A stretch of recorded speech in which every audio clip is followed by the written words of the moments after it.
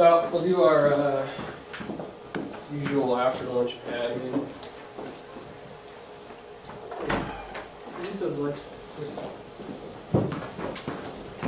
Got a few things to discuss.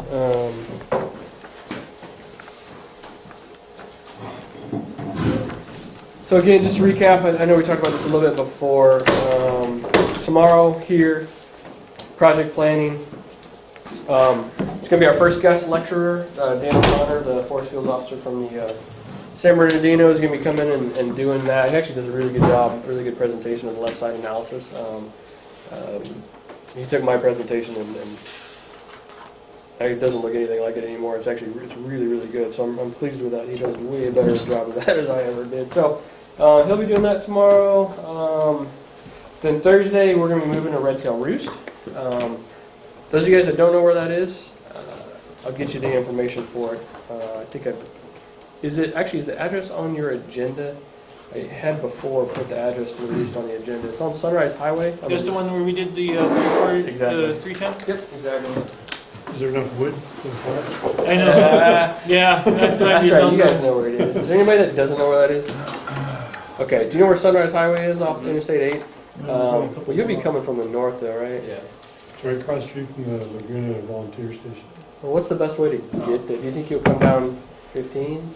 I'll come down 5, probably. 78. Or down 5? Okay. When we come down 5, it's 5 all the way to, I guess, 8. Yeah, and then they get over to woods and Cut sometimes. across groups. Oh, yeah? Like Let's not 56 confuse or something? people. Anyway, however we get there, it's on Sunrise Highway. It's just basically, let's just, for reference, say Interstate 8, you go north on Sunrise, just get up to the top of the hill, and it's just across the street from the volunteer fire station. It's more on the south end of the mountain than the north end. We'll make sure you know how to get there. Make sure you don't walk away tomorrow without knowing how to get there. And we'll start at 9:30, give you a little bit extra time that are coming from the north. It tends to be a bit of a shorter day. It's going to be pretty chill too. We're going to be talking about monitoring techniques in the classroom, and then we go right outside and do some hands-on stuff. So it should be sort of a pseudo field day. And then, like I said, Friday canceled. Nothing Friday. And then do you want to, do we need yellows or hard hats? Yeah, the official rules, hard hats. Yellows, no. Just stuff for being outside. But it probably would be a good idea to wear a hard hat. Just trying to make sure. No, I it's... don't want to show up from the north and. Dude, was your yell? You can't go out there. Okay, I'm going to go ahead and pass out the reading assignment. I forgot to do this earlier. This is the reading assignment for next time. This was, I think, originally slated for tomorrow's unit, but we'll do this when we get together in February, 6th or something.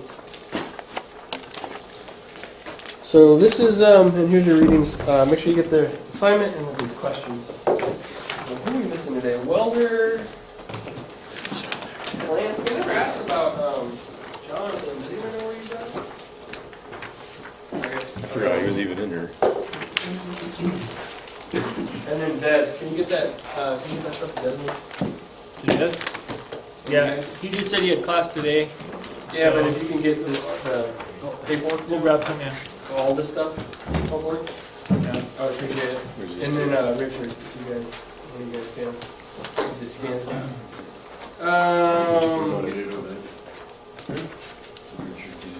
Maybe they'll be there tomorrow. Yeah. Oh, yeah, maybe they'll show up tomorrow. I did talk to Mr. Welder, and he said it sounded kind of iffy for tomorrow, which I understand. So this is a paper called Factors Affecting the Fuel Break Effectiveness. So we like talking about fuel break effectiveness in the control of large fires on the Lost Boundaries National Forest. So this is one of these Keeley papers and Alexander Sifford, who they're really looking at fuel break effectiveness, trying to determine whether fuel breaks are effective or not, and then of course making the natural leap to if they're not effective, we shouldn't be managing them. This paper doesn't really get into a lot of the, reasons why you're not, well, actually, okay. It's hard to break this one down. I want you guys to read it. There's a lot of statistics associated with it. You can skip a lot of that. What I really want you to do is start to look at the factors that they talk about, what they identify as what's causing fuel breaks to be effective or not. Try to take a look at what are the the percentages of effectiveness and whether you agree with how they determined effectiveness. Okay, and that's really what I want you guys to look at with this one. Don't worry about these crazy statistical analyses that they do. Especially the first question here, which is, look for strengths, look for weaknesses in the actual analysis and results and conclusions, because this is preparatory for the research paper that you guys are going to be doing, which is to read a research paper and try to determine whether you agree with the analysis, agree with the conclusions, is it supported in the paper, are the management recommendations supported in the paper. And then we'll talk. I just want to talk about it right now. That's the problem. But we'll talk about it next time. Because we did our strategic fuel break assessment, strategic fuel break analysis, kind of in response to this paper. Because we didn't feel that, we felt like it could be done differently. So anyway, bring that in February. That's when it's due. Everybody get those papers? And then the other thing is we need to start. I really need you guys to sign up. It's not critical yet, but for the student research paper, I don't know if you guys have selected papers. I've got a couple. This is the research paper where you come and do a 15-minute discussion of a research paper. I just want to get your the title of your paper. I've only got 2, unless I'm losing track of people's. I've only got 2. So as you select those papers, let me know. And then the sign up for it too, which is I forgot to bring that up. So remember, March 15th is the day that we're getting, hopefully this still can do that, is the day that we're set to do like the group where everyone does their presentations. But there's also some days in advance, which, what's that? We're running out. Yeah, that's what I'm just like looking at right now. January 9th and 10th, which is today. And then February 6th and 8th. Actually, that's still valid. So it's still good for now. And 27th, 28th, and March 13th. And remember, those are only if you weren't going to be there March 15th, or you really felt like you wanted to do it beforehand or whatever. I'm willing to entertain that. So that's the presentation. And the only person I've gotten signed up is Yonker. And I think he's dropped the class, so it's open. So I'm gonna, I don't know. You want me to circulate this? Think about it? No? Come on, man. The default's going to be the 15th. I just want to know for sure if you're like, yeah, I'm just going to do it on the 15th or not. Yeah. So, all right, I'm going to circulate that. Can we do it on a need to know basis? No. So, hey, you know No. what? I feel like By raffle, names in a hat. If you want to sign up for one of the other dates before that, that's fine, but I'm going to ask you why. Yeah, hopefully it's because you're not going to be there on the 15th. And that's fine if one or two of you guys wants to do it before that. Then I've been hassling you about the draft final projects. Having a little bit more luck with that. I've gotten proposals from 3 or 4 of you guys. I still need it from the rest of you, so let me know. I'm pretty serious about that. We need to have those proposals. If you're just not sure, you got to have some idea by now. I can help you flush it out. I'm happy to do that. You give me an idea, I will help you come up with what that maybe could look like or should look like. I was looking for those draft proposals. I don't know, I keep making these deadlines change, but I was hoping for something by the end of the week. So, I'm good. I'm happy to talk with you one-on-one. I've gotten phone calls from you. Those work really well, just getting the random phone calls, looking to pick brain. That works pretty well for me, and I think it works well for you guys too. Email is good, but then you got to type it out. I really do prefer phone calls, or text or whatever. So we need to get that, because I think the draft, or I think the final, I have to look at the sheet, but I think the final project proposals are due, I think the next time we get together in February, which means I want to know what you're doing for sure by the next time we get together. It's supposed to be a process of doing the draft, which is like we kind of hammer it out and discuss it before that. That's what we're doing right now. Is anybody unclear about that at this point? Okay. So be getting that to me. And I'll have a little bit of, since Dan's talking tomorrow, lecturing tomorrow, I'll probably have a little bit more time to be able to go and take 5 minutes or 10 minutes or talk to you on the side. Maybe, before or after breaks or something like that. Okay. I think that's it. From an admin standpoint, yeah. So I have an offer. I pulled up some of my YouTube videos. We don't have to watch the whole thing, but do you want to see a video of someone doing one of these research paper projects, which is like the 15-minute presentation individual? Sure. You want to see at least a little bit of it? I found one. I was looking for some other ones. I actually found CJ's. And he did it part 5, so he must have been the second or third person to do it. He actually, it's nothing wrong with the presentation he did. It's just it was a little different than what normally people do. What he did is he actually took 2 different authors and a multitude of papers from each one of these authors, and he sort of synthesized the argument, which is totally fine, what you could do, but what most people do is they choose one paper and then report on it. He actually did more work by digging into this whole Keeley versus Minnick debate, which is interesting in and of itself. So basically, watch what he did, but just know that he did more than is actually necessary. And he kind of broke it down. But there's different ways to do this, so. Tim Grant, thanks for joining us. Let's see if the audio works here.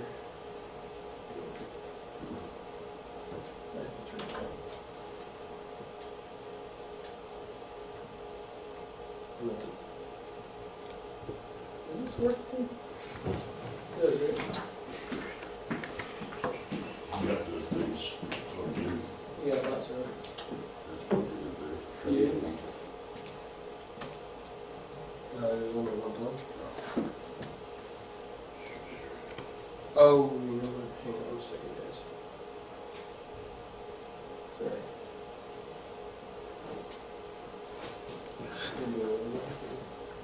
Fun. Just got rid of bears. Keep slamming these goddamn thumb in there. Comments coming out right now. Just man up. Put that thing to ice. Hmm? Put that thing up. Yank on it. This year was mine. Thought I made it just fine. It's been like a month. Did it pop I it? can never remember what the trick is. I would pop mine because it put too much pressure on it. It is. I couldn't get drunk enough to do it. Doesn't matter. That's your paper? It actually didn't hurt that much. Just don't use a sewing needle. Use a paper. Who cares? 336. He's gonna bring it down to the I'd use that too. Well, what it does Dremel is bit. it's more of the, Don't forget to put that stopper on there. and the carbon released into the air during regular Oh, wildfires. where's the train? Use an end mill. Which there's only a 30%. Just take it off layer by layer. People think it's more, but it's actually not that far off. And then at the end of the paper, people's like, there's No. the carbon, like soil and vegetation and all that without further study. That's like, here's what this cool thing. And then it's like every paper that's ever written is all ends up the same. Well, we have to do more studies.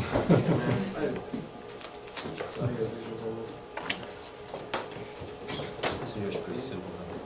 It just talks about specifically fire treatments and the effectiveness of dealing with pollution, other fuels, whatever. Oh, we got it. I went to Thank you, Tim. fire treatment effects and vegetation, Alright, structure fuels, and potential fire severity. We'll just do a few minutes, 10 minutes, whatever. The midterm? My paper is on, my presentation is on the debate between John Keeling and Is Richard that the Davis. same one? So, the presentation is based on one paper. It's based on a series of papers between 2 gentlemen, Richard Davis and John Keeling. They have two vastly different theories on how Southern California chaparral naturally burns. And we get into it as we go. Look at each of their research differences and how they actually get to the point of making fun of each other in the papers.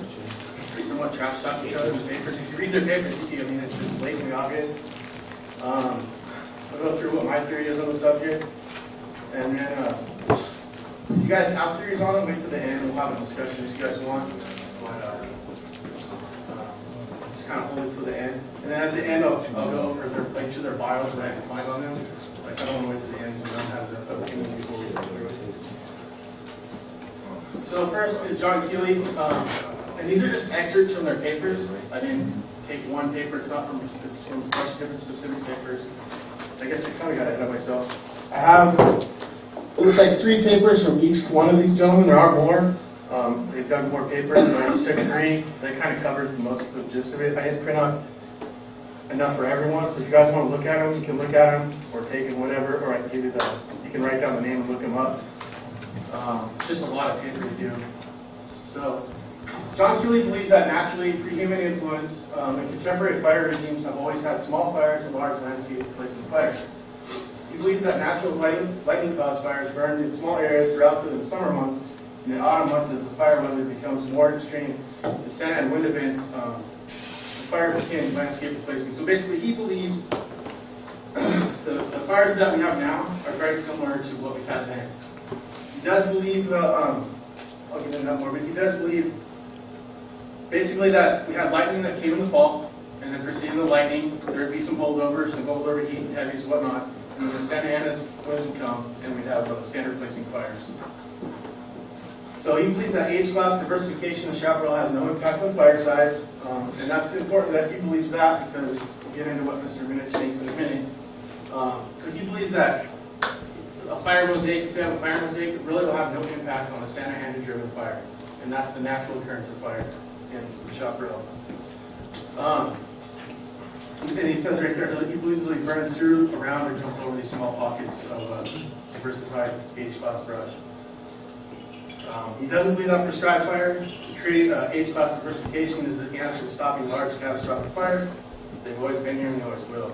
So these are some of his core beliefs. He does feel that prescribed fire is a good tool when used around wildland, around the buoy. They both actually agree on that. That's the only place we're going to do it. The buoy is the best place to protect the structures, as long as there is. Lightning data shows that farther inland you go, the frequency of lightning strikes and fires resulting from this increases. And in one of the papers, they discuss how natural fires are created through lightning. And I'll get into why that's important in a minute. But the farther you go inland, like the LP on the coast or the Cleveland here, we don't get a lot of lightning, but the Purdue, the further inland you go, the Andros and your right way, you get a lot more lightning strikes than we do down here. And he believes the return intervals are higher as the interior mountain ranges, and the closer you get to the coast, for the fire return interval decrease. So we have a greater fire return interval here near the coast, where let's say the Andros Purdue may have less of a fire return interval just because of their location and the way that there's more lightning. Does that make sense? Am I clear on that? So the further inland we go, the greater it has a greater interval, or less of an interval. So you have more frequent fires the further inland you go. The closer to the coast, the greater the interval. He does believe that there's a significant relationship between fire conditions and population densities. Thus, fire frequencies have gone up dramatically with population increases throughout Southern California. So he says where there's greater populations, you're going to have more fires frequently. And that has gone up, but only near those population dense areas. So, Richard Minich, he believes the fire distribution in the area. He's going through it. So that's all that's saying. They're mountains. And I think that has a huge impact on weather differences, especially with the Santa Ana wind down here to up here. So I think that's why some of the issues are going to have with the Santa Ana stuff and the non-Santa Ana winds. Here we are. So I have a copy of his maps. So this is the map sets. I'll go over what they are on Minich's. As soon as everyone gets one. This is just Southern California, you can see that. So is this a 15-minute yeah. presentation or a 60 or 58-minute? Imagery. No, it's talk. I don't know how long it. People People usually wrap it up by 20 minutes. Looks like it's so I custom. think I had one person go like a half an Or hour. prescribed fire. But it's not like a strict gateway, like window. The present No, fire I'll let regime you go as long as it doesn't of large repeat intense configurations in Southern California chaparral. But actually, to be perfectly honest with you, it's part of the reason why I stopped having this done every class period is because sometimes if people were taking too long, the margins were tight. So I actually like the idea of bringing in an audience and having you guys do it in front of that. And So it's in the Santa Mountains. I know you don't like it. I know, but it's part of the process. Mountains fired in 80. So I was hoping to actually get to the questions part of It's it. a chapter else. In area burn, that's why some. Yeah, CJ's going. Skyrocketing costs of suburban housing in large metropolitan areas continue. Don't do this. Don't just put a bunch of small writing on your slides and read it. Prediction. I'm not criticizing it, will but soon succeed. Definitely don't do that. Have you guys ever heard the rule of 30? You guys ever heard the rule of 30 in presentations? When you Try to go over follow 30 mine. minutes, don't do it. What's that? When you go over 30 minutes, don't do it. No, that's probably a good one. It's 3 and 30. Anyway, it's for PowerPoint slides. And again, I try to do this in my PowerPoints is don't put more than 3 lines in each slide, and the text size is minimum 30. This is like a presentation technique, because if you do what they were doing there, what he's doing, and what a lot of people do is they'll just copy and paste. Like, is this an effective presentation strategy? People can't read what's going on. They can't read it, and they're not going to read it. They don't want to read it. People don't go to presentations to read things. Everything that I teach you guys in this class, you could read in a paper if you wanted to. This is just that you're choosing to do it because I've already read it and interpreted it and can leverage my experience against it. You know what I mean? If you wanted to save yourself the time of coming to this class, I could give you the papers and the books. It's the same thing with this. Like, you don't go to a presentation to go read the paper in the presentation. You go and you want somebody else who's already read it to interpret it for you. Great? Oh, just a lot of the stuff I've been looking up on the tree search gets real, I don't know, graph oriented and, I don't know, really scientific. Yes.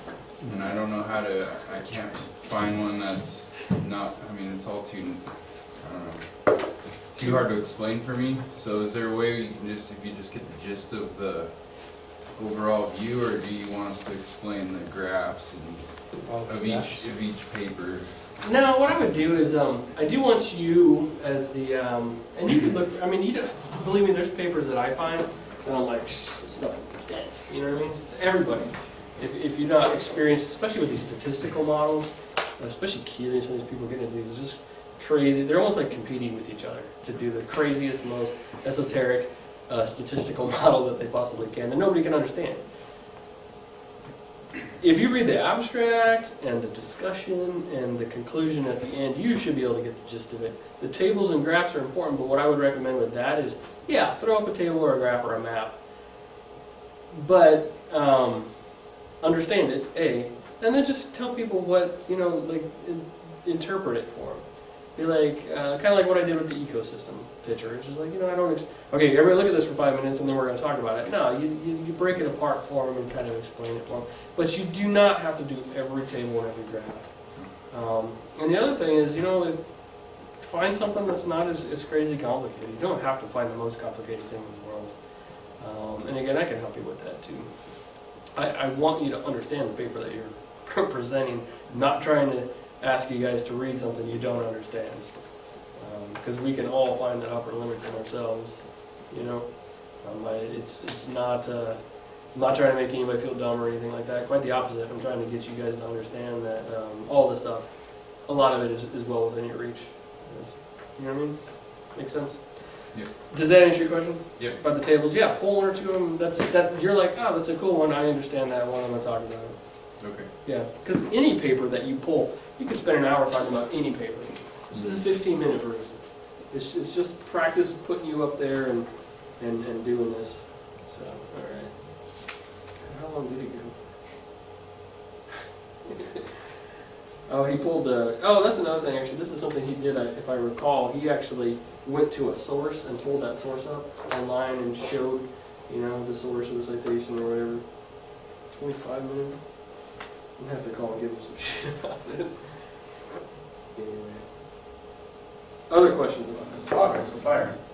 26 minutes. Enough wind, given enough wind and conditions. This is good though. This is his 2 cents. This is his interpretation. I love this. Like, this is a good aspect of it. And I like it when the students just distill it down to their experiences. You know, to what your interpretation of it is. So that's a around good over thing. everything. They jump.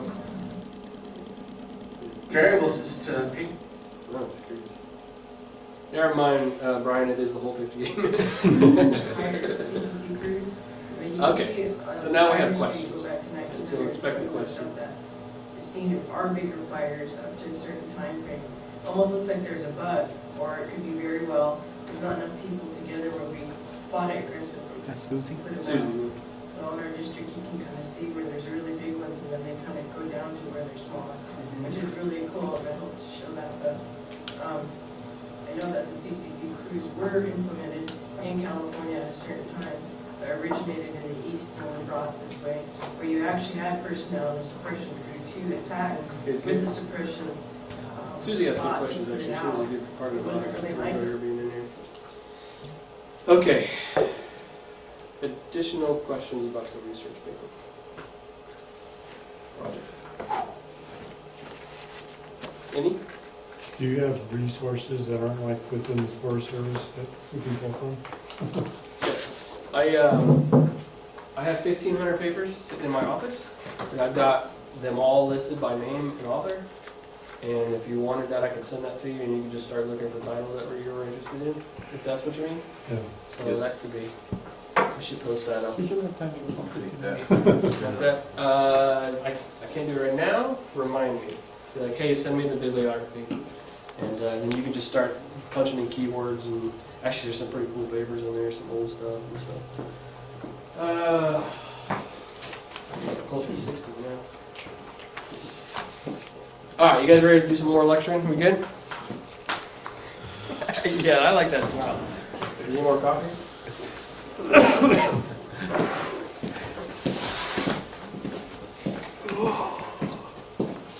We're good. We're good. Let's do our final again. I ain't doing all the work. Okay. I think I can, but people final. Look at me.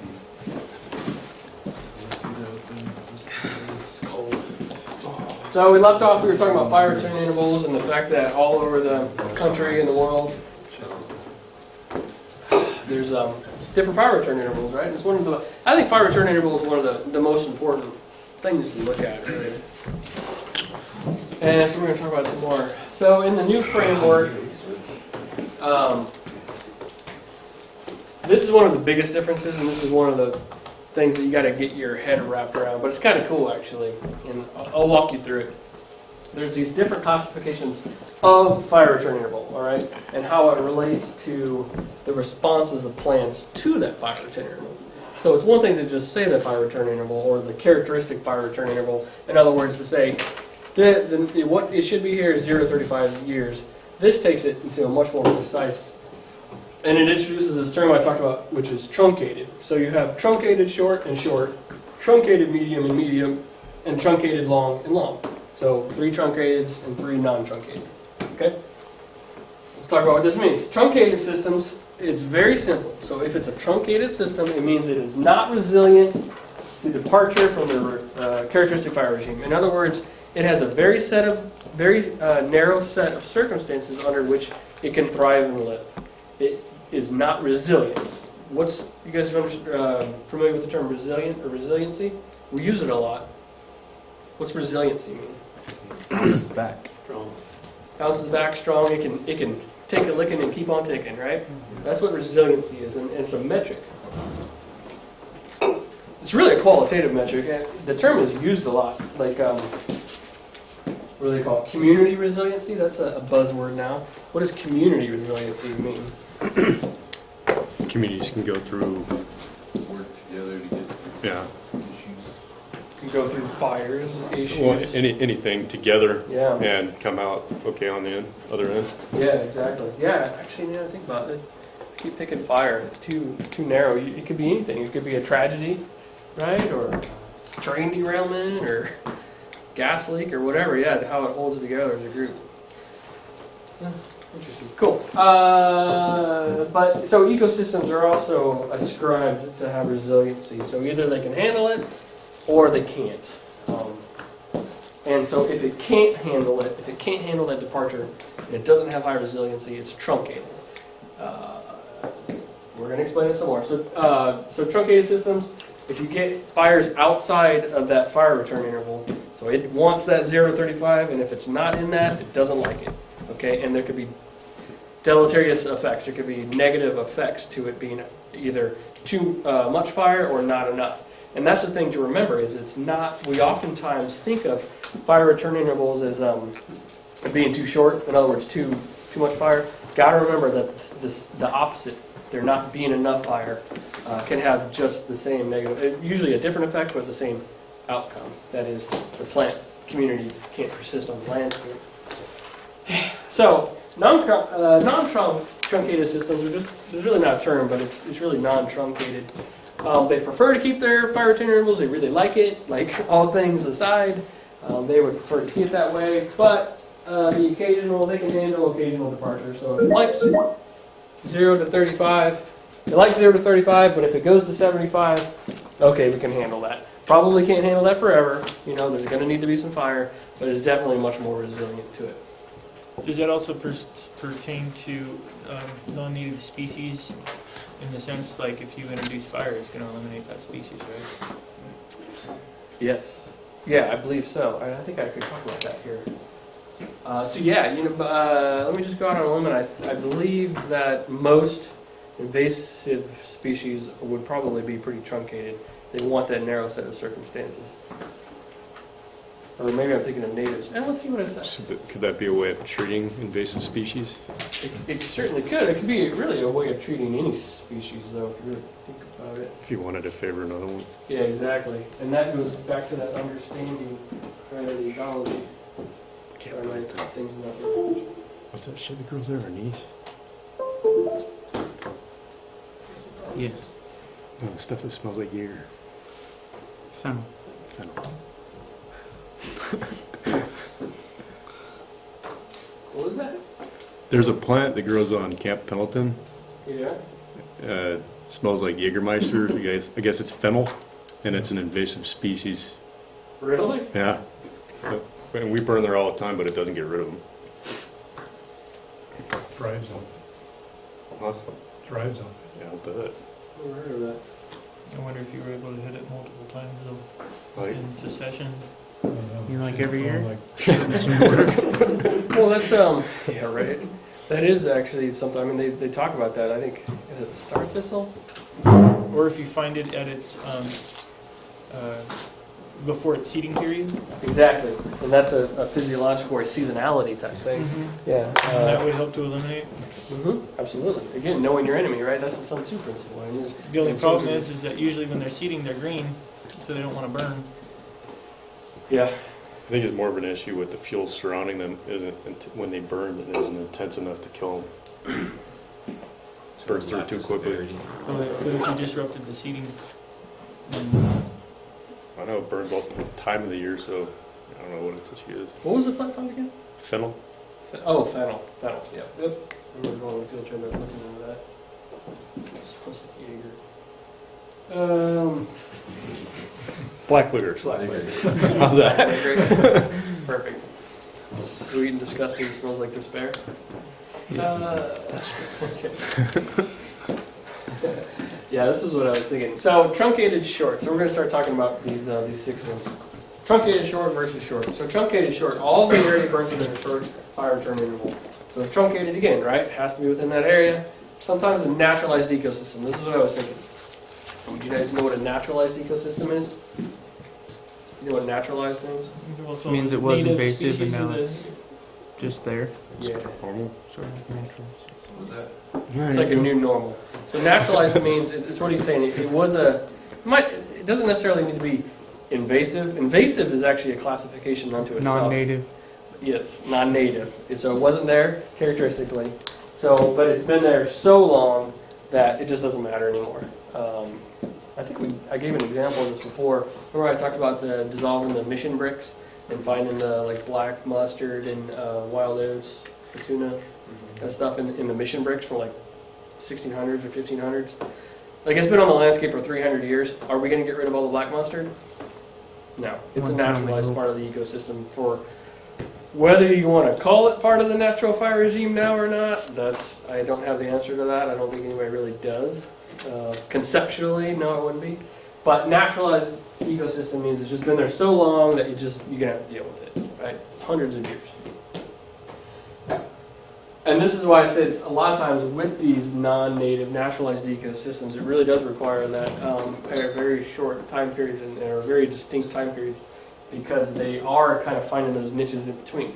And then an interruption of it allows species conversion. So it's the same thing with all the truncated ecosystems, which is that if you interrupt that very specific set of time periods where it needs fire, either before or long, then you will result in a conversion. So oak woodlands and mountain meadows, native grasslands, especially grasslands, I think it's a great example where, I don't know if you guys have seen this, just all across the West, a lot of these montane meadows have been getting encroached by trees. It's called infilling, where naturally or for different reasons these grasslands existed, a lot of times in wetter areas, but these meadows were maintained as being open.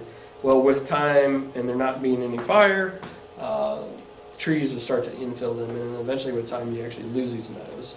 The same thing is happening actually in a lot of the areas of the prairie in the Midwest, where I grew up. Eastern red cedar is an invasive species. You guys ever heard of that? Like in Texas, Oklahoma, Iowa, Nebraska, that whole belt. So the places where it actually is a grassland, they're not burning them very often, and these eastern red cedars are actually infilling these areas and just becoming these dense stands of cedar. So cedar out there is actually a weed species, and it's actually pretty cool. They do these very high severity burns out there to try to get rid of them. And sometimes they'll cut them down and burn them. So you gotta know your area. It's because that grass was a short fire return interval.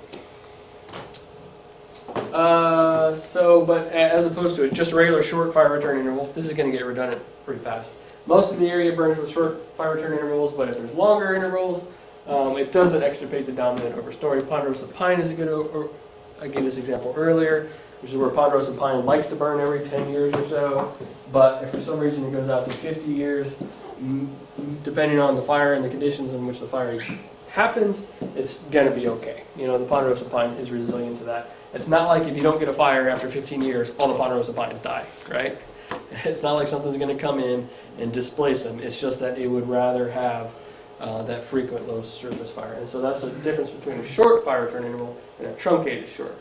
Because if it was a truncated short with the ponderosa pine, it had to have that fire within 10 years, otherwise they all, fall over dead. Okay. The truncated medium, same as the short, but it has a medium-sized interval, 40 to 60 years. Okay, so that's kind of a time frame they give it. There has to be a fire starting 40 years to 60 years-ish, otherwise there's problems. The one thing I want to talk about the truncated short, it usually is like 0 to like maybe, 10? I don't know if it gives them a time period. 0 to 10. So it really isn't a lower end of that, and that's why like grasslands. Remember we talked about grasslands can burn every year, so that's not too frequent. It's kind of hard to have more frequent than every year, every year than annually. So it really isn't a low end on the truncated short. However, with the truncated medium and of course the truncated long, there is a low end, and that low end is 40 years. And this is where you start to get into that too frequent versus too long. What are you laughing about, man? Is it just silly or what? Come on, I want to hear what's in your brain. No. No? Is it me?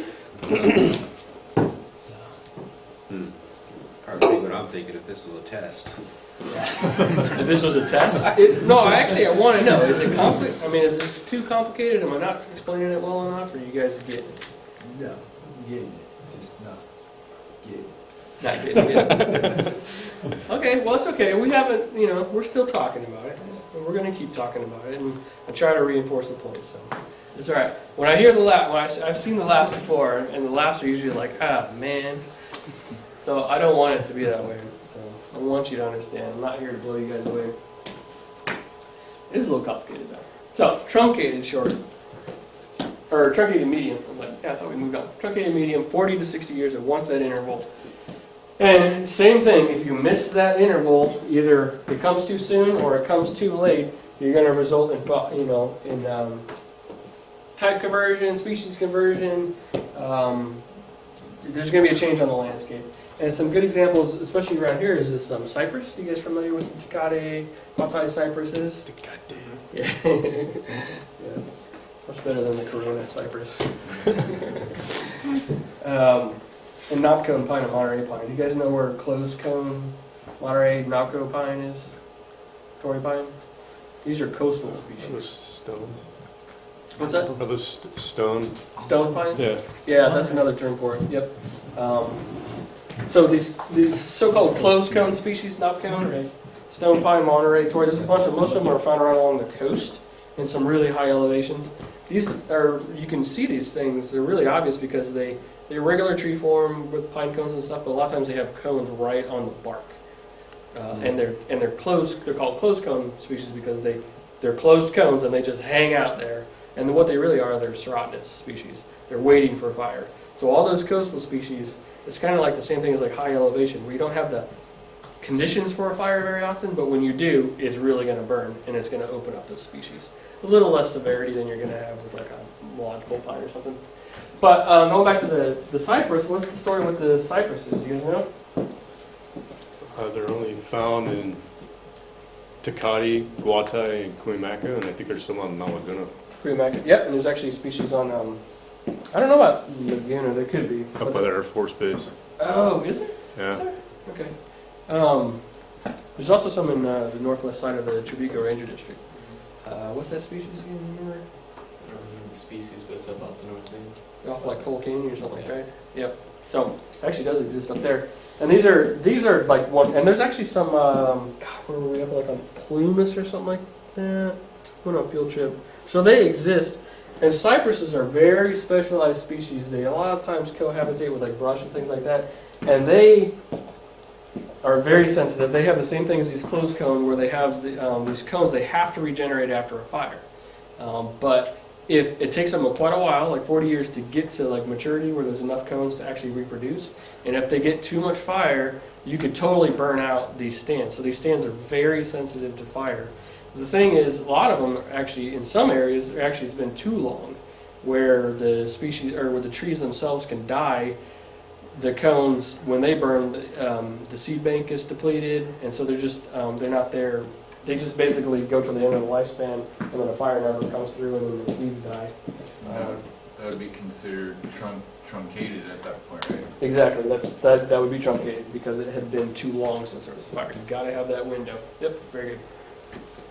Okay. So again, the converse, a medium. I mean, you guys got to understand this, right? So most area burns at a medium interval. Most of it burns within that time period, 40 to 60 years. But occasional deviations, even a strong one, so even if it's like it wants that 40 to 60 years, but if it goes 100 years, 150 years, it's a little bit more resilient to that. It's okay. Chaparral. Chaparral is an interesting example because, again, I'm going to say this the whole time period. We don't actually know what the fire return interval for chaparral is. There's some people that have some guesses, but it's anywhere from 35 to 300 years, depending on who you want to believe. You could do some research on it if you want for your paper. It's kind of an interesting subject. But let's say, I actually think chaparral is a great example because, I mean, we've all seen, 40, 50-year-old chaparral. Let's look at the Laguna fire scar from 70. That's like 45 years old. That stuff is thick in a lot of areas. Sweetwater, that's only 50 years old. And the lower limit of that's maybe, say, 35. Well, there's also chaparral like the north slope of Palomar. There's some in the north side of the Tribeco district, and I don't really know the San Jacinto that well, but it's 100+ years old. Some of it, they don't even know how old it is. Those like, no, just there's like, fires here in Guatai, actually. so like Thomas Mountain. Yeah. We were talking to an old timer. He's a ranch hand at Garner, and he said he's probably like, what was that guy, like almost 90 years old. Well, the old ranch hand who's 90 years old. I love these guys. Yeah, and he's like, last time I saw that hill even burn was when I was 8 years old. Yeah. You know, so you're figuring back in the 40s. So fundamentally, is the chaparral that's 40 years old really different than the chaparral that's 80 or 90 years old? Mm-hmm. Is there really that much of a Besides the difference? loading? Yeah, the loading is Well, different. the dead loading. But I mean, I don't know. Is it really like okay, you know, 5-year-old chaparral, right? Versus 40-year-old chaparral? That's a huge difference. Is the difference between 40 and 90-year-old chaparral that same? That's what I'm saying. It's okay with it. It kind of reaches a steady state after a certain point. Certainly it starts to contribute, but chaparral kind of slows down with age. And that's what it's saying. It's like a strong deviation, maybe adding another 60, 70 years. It's not going to, it's still going to be a chaparral stand. And even if it burns, it's going to be a pretty happy chaparral stand because it wants to burn under those conditions. Yeah, that's one of the projects they're looking at doing. Is what? Burning that off? Thomas. Don't burn the 100-year-old chaparral, man. They're looking. They want to do an understory burn. Understory. Yeah. Chaparral. And, yeah. Supposedly low intensity. No, they don't. Understory chaparral? That's what they're looking Who's for. proposing that? I want to say never mind, I it's don't Garth know. and Snow and Garth? We'll have to talk to him. You gotta be wrong. Understory chaparral? I've never heard of that one. they were looking at doing low intensity using a helicopter with PSD Yeah? and trying to just drop a couple on the ground and have them just kind of creep and Kind of Well, make the chaparral stand come up to the yeah, understory. It's making Not a to the- mosaic. it's not truly Oh, okay. But it's all still the same project. yeah. If I'm firing block, I'm burning it all. I'll have to ask him about that. That could be the latest Arsenic. thing. What's that? Might be the latest thing. Burn it at the top. Chaparral management. Understory. I gonna burn a lot of fuel. Burn it at the top. Burn it Make at you the guys bottom. go drag Put torches extra fire at the bottom. Vision force. Okay, so moving on, truncated long, you're looking at 70 years plus. So this is kind of interesting. Again, it doesn't have that sort of upper limit, although it probably should. Again, this isn't super developed. I would wonder about that. Well, let's keep talking about that. So again, if it occurs outside this interval, in this case, especially if it burns below 70 years, you're gonna, or at a greater frequency than 70 years, and you're gonna have a possible conversion. Typical of areas with short seasons. So this is gonna be that high elevation areas. Discontinuous fuels. What's that mean? It means there's not a lot of that connectivity, like Aldo Leopold was talking about, with the grass providing that connectivity, which is just simply what you have to have for a fire to spread across the landscape. So. I know, that's right, this is right. They talked about, this is areas where you don't see a lot of fire, like deserts. It's like I talked about earlier with that world fire. Everything has a fire return interval, we just might not understand it, especially deserts, high elevations. And then white bark and bristlecone pines, super high elevation. Not a lot of understory up in those white bark pine stands. You guys have seen those, the bristlecones? Talking about the white mounds, like tree line, Yeah, it's just not a lot of organic material that gets produced. The Sitka spruce would be up north. Okay, so do you guys think you understand the difference between a truncated fire return interval and a regular fire return interval? It's not that complicated, but it's kind of cool because it helps describe it a little bit more. And so let's talk about, hopefully I'm not getting ahead of myself. Yeah, I'm going to go ahead and talk about it anyway. So, remember we're managers, right? All this is going back to fuels management. How does understanding whether it's a truncated or not ecosystem allow us to make management decisions? Knowing your enemy. Knowing your enemy for sure. You can set priorities. Explore that a little bit more. Well, if you have one area that's, will be adversely affected if it doesn't get fire versus an area of chaparral that's 60 or 70 years old and won't matter if it's 95 years old when you burn it next. Yeah. You burn the one that needs the fire more. Exactly. Yeah, absolutely. That's exactly it. Okay, long. Oh, I didn't do the long fire return. All right. So same thing, 70 years plus also. Same thing. Can burn within this, but usually smaller. So that just means all that means is that even though it might be a long interval, you can get smaller fires even within an area that usually would burn all at once. And we see that a lot. Like basically high elevation single tree fires.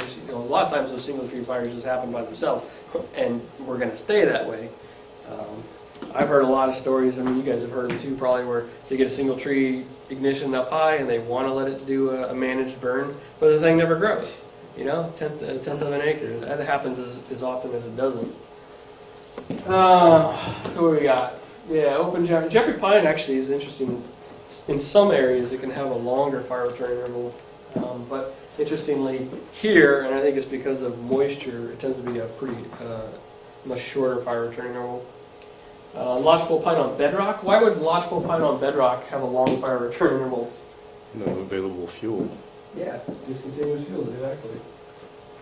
And single leaf pinion pine. You guys familiar with the habitat of pinion pine?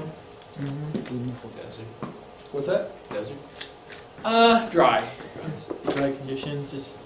Obviously pinion and into garner. But the single-leaf pinyon pine tends to grow up at higher elevations too. So dry and high. So not a lot of fuel on the ground. Okay, so this is a graph. And then again, okay, so this is the same thing with the graph, right? We're like, kind of hard to look at at first. So just break it down. So just take the first one. So I'm going to take, at the top, truncated short. It's the solid line. What do we have on the axes? So we always look at the axes. So you have years. Okay, that's easy. 0 to 100 years. So this is talking about time. And obviously we're talking about fire return interval here. Left, proportion of area burned. So that means, you know, how much of a given area is going to burn in a fire. And that talks about that proportional. It's not as important, but so truncated short. So truncated, let me double check. Remember how I talked about with the truncated short, there's really not a lower limit, but there's an upper limit. It wants that 10 years or whatever it is, 20 years. So the lower limit is at 0. So it starts at 0 and then it comes in to 20, like 22 years or whatever here. So everything that's a truncated short fire return interval ecosystem, it all has to exist here. So it wants to burn within 20-some years, and then maybe, and this is 0 to 1, so 0 to 100%. So maybe call it 80% of the site wants to burn within that time period. So you're talking frequent. So looking at that graph, you're talking about frequent fire, high severity. A lot of it is going to burn. Make sense? So so we went from truncated short to short. These I think are kind of cool. You have it actually. For some reason, and I can't explain it because I don't understand it, but it's lower, so less of the area, maybe say 60% of the area. Sorry guys if I keep getting in the way. Say 60% of the area is going to burn, and it goes down here, but instead of dropping to the floor, what does it do? It tails off. This truncated short, it tails off, and even though it's in the, or not the truncated short, the short, even though it comes down here and wants to burn, look at it, this goes all the way out to basically infinity, to 100 years. So. And remember, what's underneath the curve is proportion of area burned. So all it means is that most of the area is going to burn within, let's say, 30 or 40 years. Most of it, maybe within that 20. I think a smaller piece under the curve is going to burn within this 30 to 50. And then you're going to have some residual areas for the next 100 years or 50 years that are going to burn. Remember, everything under the curve is area burned. And it's showing that it's okay. It's not truncated. It can just go out forever. And then truncated medium is with the dashed. And that's more, I think, of a bell curve. You know, 20 years? Yeah, it's about So 20 to almost 80, right? Yeah, exactly. So it hits the floor here. So sometimes it's harder when you're next to That it. one, right? 20. No, Yep, that one, yeah. See that? Okay, explain it. All right, somebody explain that one to me. So why is it showing this bell curve here? That one's medium. Yeah, I'm moving to truncated medium. Oh, wait, no, it's this one here. Yeah, It's the high bell. So why is it the high bell? Because that's when it's most susceptible Yep. to needing the burn. And does it have a tail? Yeah, it dies off. No, Really? it has no tail, So, because it's not resilient. Oh, yeah. See that? No tail versus... So it has to burn within that time period or else it's done. Yep. So from 0 to... So say there's a fire. Or no sooner. Yep, say there's a... Exactly. Say there's a fire, and then you start at year 0, you got to go until year 20... What do you want to call it? 24? 25? You got to go until year 25. Then you can start to have fire. Because remember, under the curve is area burned. And it's still proportional to that y-axis over there. And all the way through year 25 to year 75, it's okay, right? But once you hit that threshold and it's afterwards, you're going to have negative effects. Okay? So somebody explain the next one to me, the medium and juxtaposed to the truncated medium. You follow this?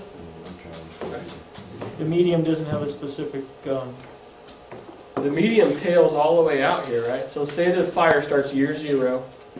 So there's a fire, year 0. And every time you have a fire, you reset the clock with fire return interval.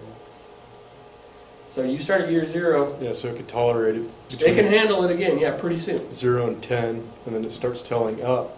Yeah. Its optimum is at 50 years. Yep. Starts to dive back down at 70 to 75, 80, or 80 to 90, and then it doesn't want to burn after 95. Yep. Exactly. And that, my guess is all these tails are actually somewhat infinite. In concept, it should be that way. Exactly. So the real flexibility, let's say between the truncated medium and the medium, is this space here, or the space here. The medium one allows you to have more flexibility on the back end and on the front end. Really, it's just talking about. Well, go ahead. Does this actually reflect what we see? Like if we see a fire in a stand of chaparral that's older than 90 years, does it burn less area than a chaparral stand that's 50 years? Because that's what this graph is saying. This graph is showing an idealized, all these graphs show an idealized circumstance, which is of course the real, what would you call it, undermining of any of this, which is that we're not operating in an idealized, this is all very academic. So you make a good point. Let me think about it for a second. I don't necessarily know that there's a relationship between stand age and fire frequency. I think this is just saying, in very simple terms, where the ecosystem would be happiest. Most optimal? Optimal The conditions. most, there you go. That's very scientific, I love it. The most optimal conditions for that fire return interval would be at the peak of this bell curve. Yep. Yeah, that's a great question. I don't think there's a relationship though necessarily to proportionary. And I'm actually a little confused about the proportion of area burned because I think you can get the same point on this graph without it, but you have to have something on the y-axis to have an x-axis. So in a way, it makes sense, but it could be explained more probably. Yeah. Well, it just seems kind of like what he was saying. The non-truncated terms wouldn't necessarily level off. I think it would just go up to that high point, just kind of stay up there. Oh, stay at the peak? Stay at the peak. I got you. Well, is that burn point? I don't know if that's what you're saying, but that's kind of the way that I was viewing that graph as oh, well, like with chaparral specifically. Right. Yeah, okay. So what they're saying is, what he's saying is that, so chaparral goes up, and because it can go out for a long time, maybe if anything, it would just be a much wider bell. Because I think the thing with chaparral is, like, I don't know, I've never read any research that says after 500 years, and there's chaparral that's that old, and it still seems to be fine, that it just says, we give up being chaparral. In that case, you're absolutely right. That's a great interpretation, is that it really would level off and go off. Because once it hit that point, it's at that condition where it wants to burn, Yeah. and it's just once you waiting have for a it. chaparral stand that's primed to go 40, 50 years, I mean, that whole stand is going to go. Yes. It's not going to be down at that 10 percentile. I think it's going to be, at its peak still. Because it's going to want to burn. But can it get truncated? I don't know. I don't know. I don't think chaparral could. But some species definitely are. And I think probably the real point is that the ones that we know are truncated, like we've seen that being demonstrated. Like the cypress and the close coat pines and lodgepoles and things like that. So that's perfect. This is the kind of interpretation I want you guys to be able to get to. Sorry, so you following this now a little bit more? Yeah. Okay, yeah. It's cool, man. It takes a little bit of time. That's why I like this graph. It's actually a pretty good graph. And it looks like this graph's assuming that there was never like a seed germinated in this bed after year zero started, or there's no diversity in it. Yeah. No, you're right. There's a lot of assumptions built into the graph. Yeah. For sure. Well, who wants to tackle the truncated long versus the long? Show it to me. It doesn't want to see fire until 70 years, and then after that... Well, explain it to me. See, where's the truncated long? Dot, dot, dot. Yeah, right, 70 So let's years. walk it from year zero. Explain to me the concept, whoever wants to do it. So basically at year 0, Mm-hmm. it's going to move along as it's getting growth or whatever, and then once it hits 70 years, then it's going to start moving up into that optimal period where it wants to reproduce. Yeah. And so it's going to want to see some sort of fire in there. As Yep. it, once we get into like, more optimal conditions would be more like, maybe 90 or 100 years. Then it's going to want to see fire in there for reproduction, and then because it cuts off, we don't know how long if it keeps going up or if it pushes out and then comes back down. But because it's a truncated long, more than I guess I can't think of the word, but basically basically it's going to eventually come down. To I would where think so. It's not going to be optimal for it and for reproduction.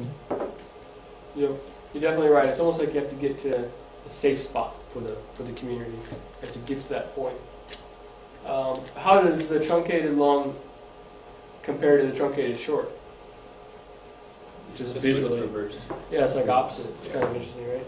You could almost use the truncated short to show you the extension of the long. Yeah, It comes down to it's the infinite graph. Just flip it over. And then what do we got for long? Mhm. So year 0 on long. Actually, it's showing burn at year 0 or right after it. But it would prefer if you waited a little while, right? 50, 60, and then that graph starts going up. Okay. Cool. So that's one way of looking at fire return intervals. It's a little more specificity. Looking at the actual, especially as it relates to reproductive strategies. And that's pretty much what this is about, is being able to reproduce itself.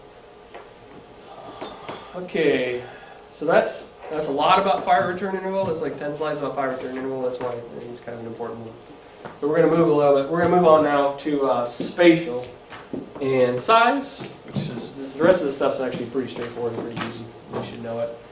So obviously the size is just referring to the size of the fire inside a perimeter, inside a fire perimeter. How big? It's just how big the fire was, and it's not the total amount of area burned, because you can have a mosaic, right? We all know that, say, the Thomas Fire is, what, 200,000 some acres? Did every single stick of it burn? Actually, it might have, for all I know. But does any fire, except for maybe even a grass fire, not every stick of it burns. So you're going to have a size of a fire, but it doesn't actually demonstrate what the actual amount of area burned is. Can we at least agree to that? Sorry, I'm having an argument with myself. Through you guys.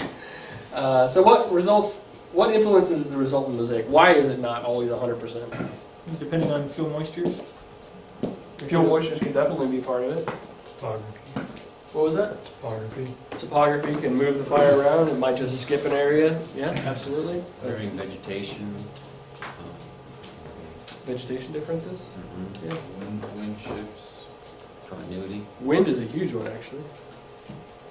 Continuity can play a factor. What else? What over here? Could be seasonality. Fuel type. Seasonality affects a lot of this stuff, and fuel type for sure. It goes back to what's burning. You have the fuel model. There's actually another big one too, which we don't think a lot about. What happens every day? Day, night. Day, night. Yeah. Relative humidity levels change. Yeah. Are there differences? We don't think about this a lot, but it's a lot of times you go out on a landscape and you see a fire that stopped, and people are like, oh, that's where they put the fire line in or whatever. No, a lot of times it's like we're just when the sun went down. That's what happened on we had the Mayas fire, and that's what happened. Yeah. Because it ran for like 600 acres running to the east, and as soon as the sun got off of it, when it got into the lighter fuels, it just went out. Yeah, exactly. So, and that, and you'll see areas where, and then maybe it underburns and then picks back up the next day. That's mosaic. There's a lot of factors that go into it. It's the ridge top. What's that? Or the old ridge top. It's ridge top. Look out. And, why do we even chase those fires up the hills? Is this changing? Oh, that's a great question. We're getting into the deep stuff. Are fire sizes is changing? Have an opinion on that?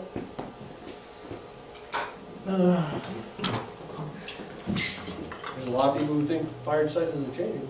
Well, a lot of people are saying that because of the environmental, what is it, the warming with the Weather's changed. Global warming, yeah, climate change. That it's influencing, you're having longer burn periods and, so it's changing, Other droughts. what we're dealing with. What's the and- climatic change Droughts. that's affecting? Our intervals have been too spread out and put the fire out so much. The fire return intervals. So what is that? What has that resulted in? Sugar fires. Why? More fuel loading. Yeah, it's more fuel, more continuous fuel loading. Yep. The fuel classes themselves are in decay, more susceptible to fire.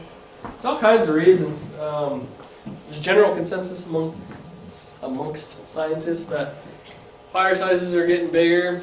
I don't know. I don't know myself. I guess I could agree with it. But I always give that example, the 1889 Santiago fire. Biggest fire was before, the Industrial Revolution. So, there's a lot of factors. It's just affecting more people. So it's more salient to them, like it's more like aware. That's an excellent point. I kind of wonder if that's part of it. Probably, Is that there's just more people noticing fire. it's probably burning more houses down now than ever, but Is it because fires are getting worse? No. no. No, why? Why is it burning more houses Putting their now? houses out, more urban interface. People are expanding and putting their houses into the urban interface, and Yeah. New path. Yep. We're reverting back into a rural dwelling population. Yeah, there's more houses to burn. That's why. it's the same as dealing with like floodplains. Because you have the 100-year storm that they always say, and so what happens is over the years they're able to kind of show, oh well, we haven't had water, they restrict it, they build houses in this 100-year floodplain, and then all of a sudden a 100-year flood comes and washes all the homes away. And they go, what the hell? Yeah, and actually there's a lot of comparison to floodplain mapping and hazard mapping and fire hazard mapping. Are you guys familiar with that? You ever heard of that? Where they're like, you can tell where a flood's going to be. Why would you put your house there? Yet they still it's the same thing with fire, and fire sheds and houses. Yeah. That's the big next thing I think in fire and fuels management is really looking at zoning and hazard assessment and that sort of thing. So. It's their misinterpretation of the FRIs. They should be that 100 educated, year right? go by and say, oh, they forget about it, put their house there. Well, a lot of people too. I mean, you can look.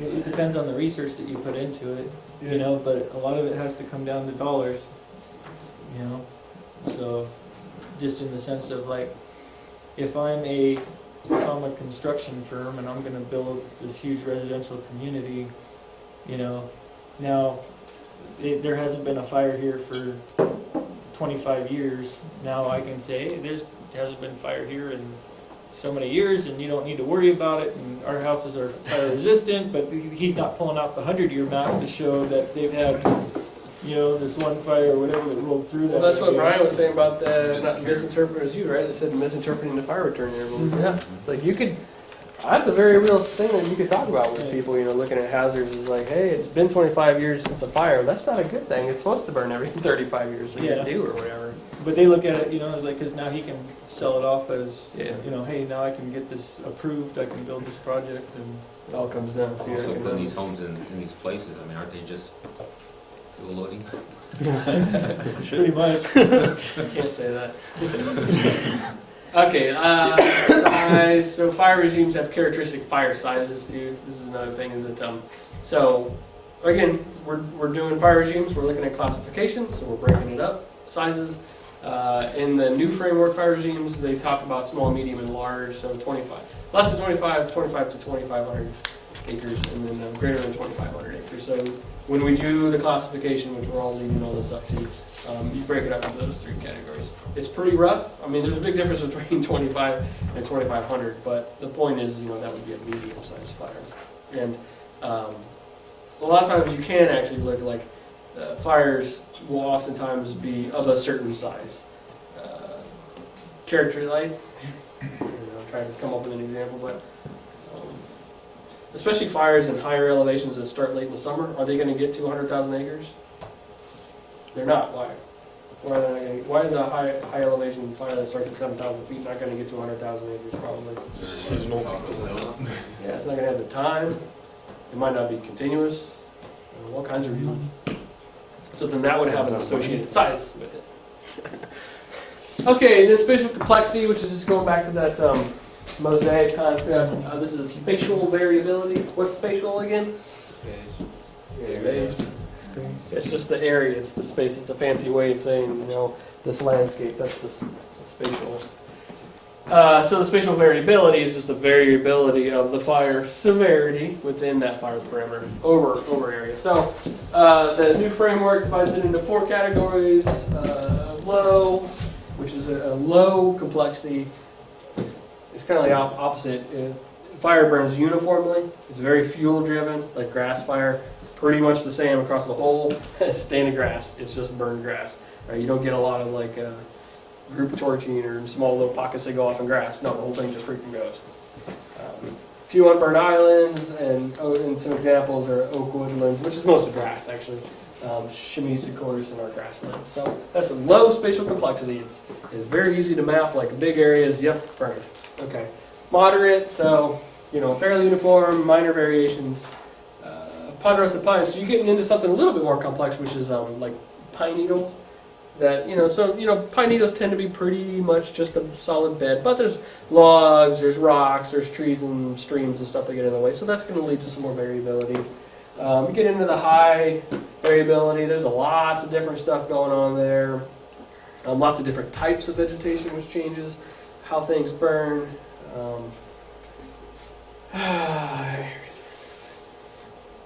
Yeah. All I was saying is like you might get some areas where you get like 10 acres of just nuked off next to something that's like not barely even burned at all. What's driving that could be a whole multitude of things, usually fuel. It could be aspect and topography. Mixed conifer and sequoias is a good example. And then you got multiple spatial complexity. This is kind of an interesting one to wrap your brain around. It's it's really like almost like a super high spatial. It's almost like the next level of that, where you really have like almost like areas where you have this high spatial complexity, where you almost have like a smaller area within a larger area that's really mixed next to some areas where there's really low spatial complexity. So that's the area, the example they give here, where I give is where you have grass surrounded by timber. So the timber is going to be kind of mixed, say in our fire scenario, but the grass is going to be pretty low complexity. It's going to be all burned off. Okay, in those areas, it's all aggregated together. And especially in some of our areas up our mountains, we have a lot of areas where it's grass, there's open glades, and then you have timber, and it kind of goes back and forth all over the place, So that would be multiple spatial complexity, which is really hard to characterize it. And if you can think about it in terms of having to characterize it, like if you're looking at a map, like is it going to be a map with a giant red block just burned? Or is it going to be all kinds of different shades of color based upon how it was burned? Trying to map the complexity. And this is a map of burn severity. This is from the actually Angora fire. So what's burn severity? What's severity? Sorry, man. I'll move you over. What's severity a measure of? Degree of change. Degree of change. This is a burn severity, so it's looking at how the vegetation burned. And so it has unburned, low, moderate, and high burn severity. Not very good with colors, but you got low is this, what is it, like a whitish or a greenish? So that's low burn severity, and then high burn severity. Those areas would burn. So it shows the degree of that change. So again, remember what we're talking about though is complexity. So would you call this low complexity or high complexity, moderate? Hard to tell, probably, but. Moderate. Yeah, I'd say maybe moderate. You got big areas. I mean, there's fairly large areas where, okay, that burned pretty continuously the same way. That burned pretty continuously the same way. It's not like it's like a, I don't know. I was almost going to use a Jackson Pollock art reference. I don't know if you guys are with me on that one, but like just dots. Every pixel is different because it's just very, very different. Now you can kind of see like the burn runs in it. You can see where the fire burned. This is just a close-up of that. So pretty continuous. And this is just a remotely sensed satellite. They do this often. Okay, intensity. This is pretty easy. It's easy to talk about, but it's very hard to measure. Can you guys accurately tell me something that's burning at 400 BTUs versus something that's burning at 2200 BTUs if I go ask you to do it? Make a nomogram. What's that? Make a nomogram. You could. I would be super impressed if you bust out a nomogram. It's something that's very relative and again very qualitative. I mean, we're firefighters. We understand something that's burning not too hot. We know we can walk by it, right? Versus something that we know we probably need to stay on the other side of the engine while it burns by, because we're making a professional judgment of potential and realized fire line intensity, right? So it's a common metric used in firefighting. We say, hey, that's really intense fire, but we're not saying, hey, that's 400 BTUs because you get laughed off the fire ground. I would appreciate it though. You guys know me. Like, remember, I'm on the Underlander Radio. I want you to use these terms from now on. So, but I don't expect you to. So, can be easily related to suppression efficacy. What does that mean? Anybody want to take a stab at that? Efficacy just means how efficient work is done. Yeah, if it's highly intense, it's going to be hard to put out, right? It's a metric of severity, but yeah, I mean, it goes back to the hauling chart. It doesn't go back to the nomograms, really. It goes back to the hauling chart.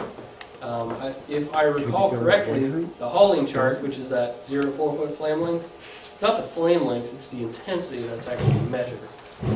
You know, and then after a certain point, it gets too hot, you got to start using dozers. If it gets too hot, you have to use aircraft. If it gets too hot, it's a volcano. Remember? Come on, you guys gotta remember the hauling chart. No, because they took it out of the Yeah, book. they took it out. Because it's what? They took it out of the book. What? Yeah, it's not in there. Seriously? There's like descriptive sentences. Oh, so you guys all decided to forget about it because they took it out? In 390? No, in like Still got my the red Fireline handbook. Oh, that's fine. They got rid of that too. Why would they take that out? I'm starting to feel old. I've been doing this long enough where they're taking shit out of books. Takes out the hand signals too. Yeah. Really? Yeah. Have full, low, roll it up, That's right. broken hose. They took that stuff out too? Now what is the signal dial up on the phone or send you a text? Yeah, you just text them. But there's 7 pages on how to troubleshoot a Mark III pump. Yeah. Well, let's keep it real. That's probably pretty useful. Spark, air, fuel. All right, you got me off topic. All right, we got magnitude. Okay, so magnitude is the subject heading. The firelight intensity. We'll take a break at probably 2 or so. So again, everything gets categorized. They break this one into 4 categories. Look, it actually has BTUs. 4 foot flame lengths, 100 BTUs per square foot. Measure of intensity. Medium. So the way the new framework does low, medium, high. I don't need to read it, so you guys can read that. Actually, that relates exactly to the hauling chart. And then multiple, which is just, it's kind of interesting. Some of these topics, they just kind of throw a grab bag in. It's almost like a potpourri subject. It's like, well, it kind of shows everything. It's not just one, not just low, it's not just medium, it's got multiples. It's kind of cool. And then severity, we talked about this, magnitude of the effect. Actually, severity is interesting because we talk about severity in very gross terms a lot of times, just like burn severity. And this is something we struggle trying to explain in the 310 class. I find it hard to explain. What is severity specifically referring to? Because they really can refer to different things. You have burn severity, there's soil severity, so what the change of the magnitude of the change to the soil, magnitude of the change of the habitat. Habitat could be many things, so what are you talking about? Is it an earthworm habitat, which is the soil? You know what I mean? It could be very much a lot. And then veg severity, this is the one we see most, and that's actually the burn severity, is actually talking about the degree of change to the vegetation. Obviously, we're mostly interested in what the degree to the change to the vegetation is, because the vegetation, you know, really amongst everything else characterizes what it is on site. In other words, you know, it defines the characteristics of that environment because of vegetation. So, so that's what we look at. So then, obviously, categories: low severity, slight or no modification; moderate, most of the plants survive; high severity, fire kills most of the plants. Then you have actually very high, standard place in fire. Okay, it's just gone. And then, again, grab bag, multiple severity. You get both low and high, which you can find oftentimes. And then fire type.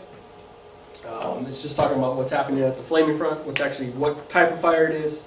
We're very familiar with this as firefighters. We use this terminology very often, but you have to use it accurately in this situation in order to describe the fire regime. Which again, I'm defining all the factors in detail to how to define a fire regime. So what do we have? We have surface fire. Oh, that's right. It gets explained as surface fire and passive crown. So we see this a lot, right?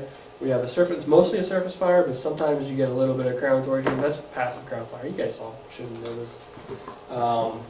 and then passive crown, active crown. So it's primarily crown fire. Obviously, any crown fire requires surface fire to help support and propagate it. And then active independent crown fire, which is actually pretty rare. It's crown fire, but you also get some independent crown fire. Chaparral, I guess it's a bit of a misnomer. Chaparral is one of those species where it is an active crown fire, probably an independent crown fire, but an independent crown fire, again, does not require that surface fire to propagate it, to support it.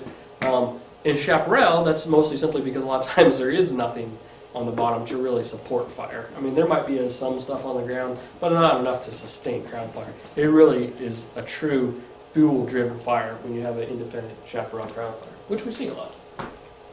And then, of course, multiple fire types. You're getting ground fire, surface fire, everything. Grab bag. So this is the way. So this is tying it together. This is how the new framework fire regime. So you guys understand why it would be knowing everything we talked about, why it would be very difficult to come up with like a discrete set of categories for each vegetation type. Hopefully, I'll explain this. So you have all the things we talked about. Let's see. So you have seasonality interval, all these factors, and then you have. Oh, okay. Oh, I'm sorry. I was off. So this is comparing two different vegetation types. Seasonality, this is just starting to put some of these factors associated with it. So for chaparral, say we wanted to look at chaparral. We're not calling it a fuel model, we're calling it chaparral. You start plugging in these factors. So for seasonality is the first one. We say, okay, burns in summer and fall. We talked about this earlier. What are the intervals? Moderate, long. The size of the fire tends to be moderate to large. The spatial complexity, low. What is that saying? It means when chaparral burns, it's a low complexity, it just nukes it off. Intensity, high, obviously. Low spatial complexity is probably going to have high intensity. And then severity, low and high, mostly high, but you can have areas of chaparral. I mean, we see a lot of pockets where it actually doesn't burn. And then fire type is active crown. Same thing with Doug fir over there. You can start to see some of these differences. That's why if you really start to plug all these factors in, you would just have a different list for everything. Let's skip that question.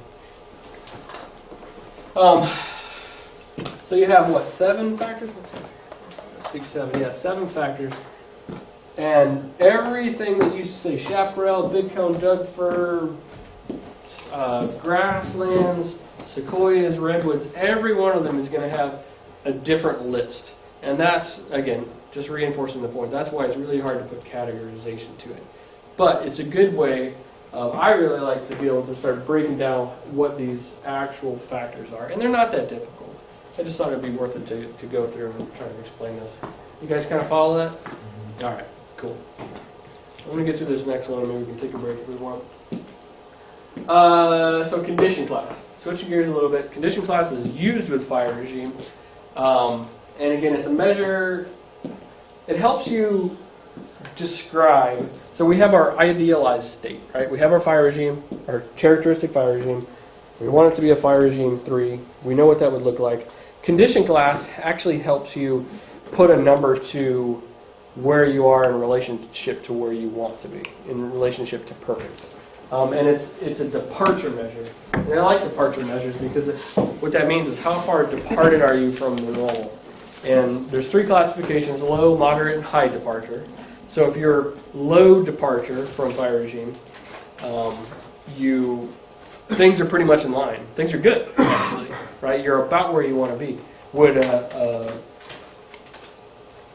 don't want to get into the numbers yet, but if you're not very far departed from the fire regime, would you want to put a lot of management input into that? You might, actually, because things are close to normal. So why are you saying yeah? Because things are close to normal, you could probably do the most good there. Yeah, actually, it's a very interesting concept, and people a lot of times want to say, I want to get to the high departure. I want to go to the areas that haven't burned in 200 years, and they're just shit all over the place in the woods, and it's going to cost $2,000 or $3,000 per acre to get it back. Is that a high priority? Versus the place where all you would need to do is maybe go cut a couple trees down and run a burn through it. It might cost a couple hundred acres. It also depends on what values you have. What do you mean? So like if you had a community nearby, is it going to benefit you to keep it at a low departure, or if you have, you know, high departure area that's obviously near a community, now you're going to actually have to go in maybe to try to change the effect or the outcome Yeah. if something were to happen. Right. So you kind of have to weigh into those values also when you're considering whether you're going for one versus the other. Now, if you're out in the middle of nowhere and you have a low departure set up, yeah, you might as well maintain it. Yeah. And then you can periodically go into your other areas. Now you make a good point. It's certainly not the only thing that you look at when trying to decide where to work. It can certainly give you an indication of how much work you might have to put into it, how many steps might be involved, what the cost could be. I mean, if you're just looking for Whether it's worth some quick acreage, you can go into your low departure. You don't have to spend weeks on end in it. You can knock it out and claim your acreage and keep your costs down. You know what I mean? Claim your budget for next year. Easier to maintain? Yeah, absolutely. There's factors that are associated with it. Yep, definitely. And then moderate departure is obviously just in the middle of that. This is very subjective. So departures, and again, it goes back to these ecology components. It goes back into these function. Remember we talked about ecosystem functioning. It's really a measure of that. You know, how is the vegetation doing? Is it's supposed to be this? What is it actually? Are there a lot of invasives? What's the watershed structure? You know, how old is it? What's the canopy closure versus what it should be? What's the composition of the fuel? And then actually it starts to go into some of these fire regime factors, or the fire regime factors. Frequency, has it been a long time since it's missed a fire return interval? What was the fire last time that it went through? Was it non-characteristic? Was it too severe? And then actually, especially early in the usage of this, they wanted to know insects, diseases, grazing, drought. These are other factors other than fire and other than other disturbances, especially insects and diseases. That used to be, it's important again, but back in the early 2000s, there was a lot of bark beetle and stuff that was going on, and so areas that had a lot of insect and disease infestations, those are also departed, highly departed, because there's a lot more insects and diseases than normally should be. So it's not just about fire; it's about the stain characteristics as a whole. Make sense? Okay. And then a given area, let's say the given Cleveland National Forest. Now, hell, let's do Miramar. Let's say Miramar may have multiple levels of departure. So some areas of the base, you said, that's actually a good example, because we said the west side of the base has not been burned because the cedar fire didn't get to it, right? No. Yep. So you have, look at the base overhead. I'm imagining it's all burned right on the east side for the most part, and then it hits a wall. Well, I think that west side is probably not very far departed from normal conditions. I'm guessing. I don't know. What would you say? It hasn't burned over 100 years. And that's consistent with what should be, right? With the fire regime, I think. Yeah. Versus, and I don't even know. What do you think about the cedar fire scar? Had a lot of that been burned beforehand, or was that even with? Could maybe that is within the normal Yeah, range? there's just pocket burns before that. Nothing really major. Yeah. Sorry, I'll bring our fire history map to the next class. Okay. And then actually management affects this too, because if something is, if we are affecting it, that can change it from what it should be as well too, which we're going to talk about. So condition class is measured across a three-way percentage representing the whole area. So a whole area might have multiple condition classes. And so I meant to mention this before, I forgot. Low is 1, moderate is 2, and 3 is high. Condition class 1, condition class 2, condition class 3. So we're trying to manage 2 condition class 1. Condition class 3 is highly departed, condition class 1 is low departed. So the way it's actually represented is across all 3 of these. You have to, because very few areas actually have 100% one condition class in a certain area unless you go real small. And across the ratio, obviously, it has to equal 100. So some examples, I know you have this. So what does this describe? If I say condition class 30, 30, 40, and it goes 1, 2, 3. It's 1, 2, 3. Describe that, in general terms, describe that area from a departure standpoint.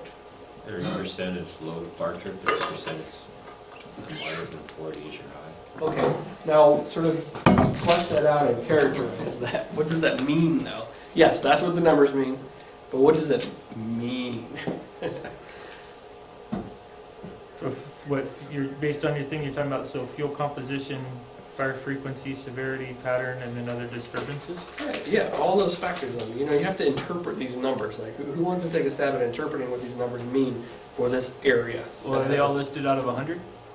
Yeah, it all. The ratio has to equal 100 across the ratio. So 30% of it is near normal. Yes. 30% of it is a little bit out of normal, and 40% of it is out of normal. Yes. So that's a little bit more fleshed out. So do you think, based upon 30, 30, 40, that things are getting better or things are getting worse? I know it's hard to say, but we're just pretending here. About halfway there. Seems pretty good to me. It seems as if the numbers were more lopsided, it would be worse. And Okay. if the numbers are more in line with each other. That's fair. And there's no answer to this question, but could you see a trend developing with something like this? What trend is that? Starting to develop more towards the moderate to higher end over the years because it hasn't been treated or we haven't done anything to modify it. Yeah, I would say a lot of our areas probably look like this, where it's not so far gone that you couldn't start bringing some of this, but you definitely have more of the area proportionally in the highly departed, and probably this 30% here is at risk, and probably this 30% is at risk, or, and I don't know, it could be that this whole thing was really bad before, but we've taken some intermediate management steps, and we've brought some of this, maybe this used to be 30, 70, 20 or something like that, and I don't know if that adds up to 100, but you know what I'm saying? Where we're working on bringing this back, and we're just halfway there. You know what I'm saying? Obviously, there's factors that come into this, but these numbers can give you an indication. So 80, 10, 10. Interpret it. Kyle, hit me with this one. Seems pretty normal. Pretty normal? Yeah. You got most of it, I mean, 80% is in that low range, which is where you want to be. That's where you want to be. Would you manage this to try to get to 100 or not? You could. Yeah. Seems like you could easily get there, but at the same time, maybe that's where it likes to be. Yeah. So why has it got 10% highly departed? What's going on there? Insect, maybe it could be an insect outbreak or disease outbreak. We're starting to show some stand structure degradation. Could just be the norm. I mean, Yeah, it could be the norm too. Yeah. It could be a medium interval, not a non-trunk or not a truncated or something. Yeah. Yeah. All right. Anyway, so I think we're already there, right? So what are you saying here? We're going to go through the examples. What's that? A lot of work. Okay, but 5 minutes ago you guys just said let's do the highly departed areas first. Now you're saying walk away. High severity, high intensity burn. That's probably what it would be, maybe, right?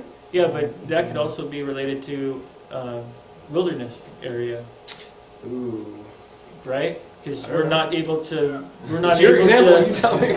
We're not able to go in and do anything about the wilderness area. So, like, I mean, if you were to look at the Sand Jack, you can see tons of treated area, and then you see like Black Mountain, and it's a wilderness area, and we're not allowed to intervene, and it's bright red because it hasn't been. Right. And then your wilderness up top there is a giant piece of shit. Mm-hmm. Yeah, it's the white fir is just super gnarly and degraded up there. It just needs to burn and start over. It's Mountain like this Fire got up some there. of it. Well, yeah, I know. I mean, the piece of the mountain didn't burn. That was the best thing that could happen up there. Mm-hmm. Wilderness is a good example of this because some wilderness areas are, it's so hard to put general terms, but a lot of them haven't had active management, and they also haven't had the fire part. You know, they've been putting the fires out, and they haven't been going in and managing the fuels. We can't have both. I think the only thing they go in and manage, like with the CCC crew, is like the PCT, Yeah. you know, and then the rest of it, they just. Is that open yet, by the way, coming south of Tacos? I think it's still closure. I want to say it's still closure. Yeah, the mountain fire closure, that section of it. Out. But I've seen, you know what though? I just saw people hiking that a month or two ago, coming out onto 74. So Really? just by Blue Canyon. Yeah. Doesn't mean it's open. But It means they're trespassing. All right. I think you guys get this. Do you feel like you have captured this? Alright, cool. Then I won't belabor it.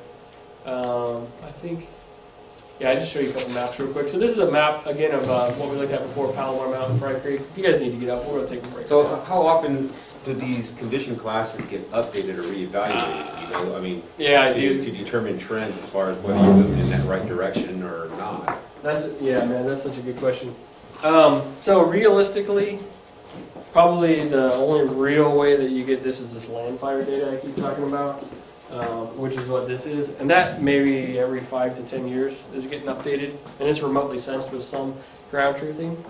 You can go and make a condition class determination. It's just that it's really complicated. You have to take a lot of data and look at the fire history, and it's only for the areas that you actually get data from. So you can actually create it, and you can actually even update it into into land fire and make corrections. So the question is, it doesn't happen very often. It doesn't show those. It doesn't reflect it. And the problem is with fires that burn through. Well, the reason why I was asking is you put those numbers up there, and you're asking, you know, are we moving in the right direction? But what if that's all you're looking at? What would you be comparing it to, or how would you know? So from that's great. From a reporting standpoint, yeah, what we're supposed to be doing every time we do a fuels treatment is moving it, right? Mhm. Are we? Is everything we do moving it towards one? Oh, we have a dissenter in the crowd. I think people are a lot of times more concerned with quantity, not quality. Yeah.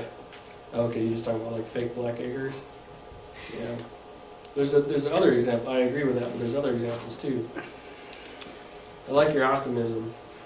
Well, I mean, you're always moving a step closer in your final state. Into condition class, not departed from natural conditions. As opposed to not doing nothing. If you go in and do a treatment, it's not in vain. You're working towards something. Yeah, but if Are you you recording? if you just let it go through At its the end of the normal year, cycle, for treatment, you gotta- Well, how often do we do that? well, yeah, never down in Southern California. Yeah. But like, you know, we were on the Klamath for an incident, and what they did is they ended up firing. And then when we asked them where we were going to tie it in, they said, we don't know yet. We're just pushing it into the wilderness. Yeah. And it was like, okay, well, there's gonna let it run into hundreds of thousands of acres, you know, and see what happens. But How did you guys feel about that? well, there was kind of a little bit, you know, coming from Southern California. It's like, wait a minute, you know, like we need to tie it into something. We need to close it off. But if you're looking at it, you know, from a different perspective, you know, Northern California type of aptness is like, well, it's going to help us treat, you know, the areas that we can't do because it's so thick and so heavy and whatever else. We'll just burn it off, and that'll end up just kind of doing that, pushing that reset button. Yeah, down here we want to tie it into the road. Up north they want to tie it into November. It's a different way of thinking about things.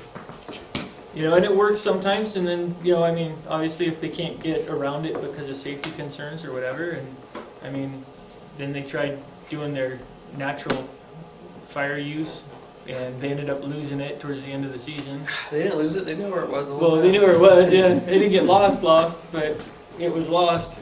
So, but we sent a couple guys up for that, because, and I remember when it started, it was at like, we were on the Orleans complex, and we were dealing with the Panther fire, and that fire had a lightning, you know, bust that pushed through like maybe 2 days earlier, and they knew it was there. It was at 15 acres, and then at the end of the season, they're sitting there going, "Yeah, we kind of, you know, it's kind of took off or whatever," and I think it was at like, you know, 20,000 acres or something, and we were like, "Good," you know, so, you know, whatever. But I hear you. I mean, I can't see it from my house. Klamath is an interesting place. We'll come back to that. I want to show you these maps right now, though. So this shows the condition classes, and this is how land fire on a spatial basis demonstrates it. So you have condition class 1, 2, and 3, the yellow, blue, and the whatever the hell it is, green. What's most of the condition class here? 2. So if you had to do the ratio, what would you call this? Let's say this square is the area that you're characterizing. Everyone come up with it in their head. 80, 15, 5. 10, 50, 30. 10, 50, 30. Okay. Anybody have a different? What did you say? 10, 70, 20. 10, 70, 20, so what do you think, Bob? I'd say probably 10, 70, 30. That's right, 20. To do some math corrections. I don't know. I mean, there's an actual way to do this, which is to run the calculation. But yeah, you guys got it. Yeah, obviously you're going to have a bell curve. There's a little bit of yellow, probably about the same yellow as there is green. All right, and then much more blue in the middle. So that's how it gets mapped. Yeah. So if I understand condition class correctly, if you massacate acres, that's going towards class 3 because it's not natural. There you go. Yeah. Is that interpreting it correctly? Sometimes, well, you have to look at the final treatment. Okay. So you might masticate it, but then if you burn it, it might go back to 1. It sort of depends. If you masticate it and leave it, yeah, you might be actually making it go the other way because it's not what's normally found out there. You're actually creating an artificial disturbance, which is, I'm going to come back to this some more. I love the optimism always that field treatment's always a good thing. Plus you're holding the nitrogen in, right? Yeah, exactly. Yeah, always don't forget about the nitrogen, bro. It's all about the end. All right, you guys want to take a break before we get into Fred? Let's take a break. Should 5-10 minutes. We don't have too much left. We've gotten through most of it. 45 minutes. So at most. Take a break.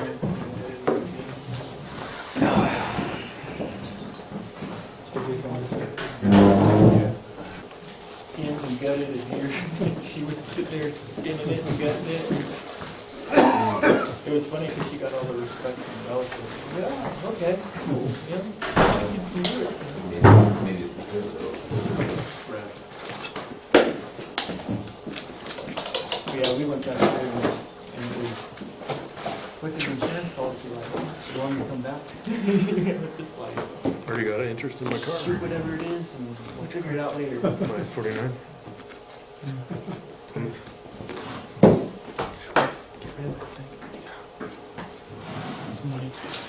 No, I know. I want to get a useful micro. Speaking of money, dude, we went through all the vacation shit the week before coming back. They had to remove the palm tree and pull that out and all the trunk. And I had a bunch of lantana that was taken over the hillside. I had to pull that out. So,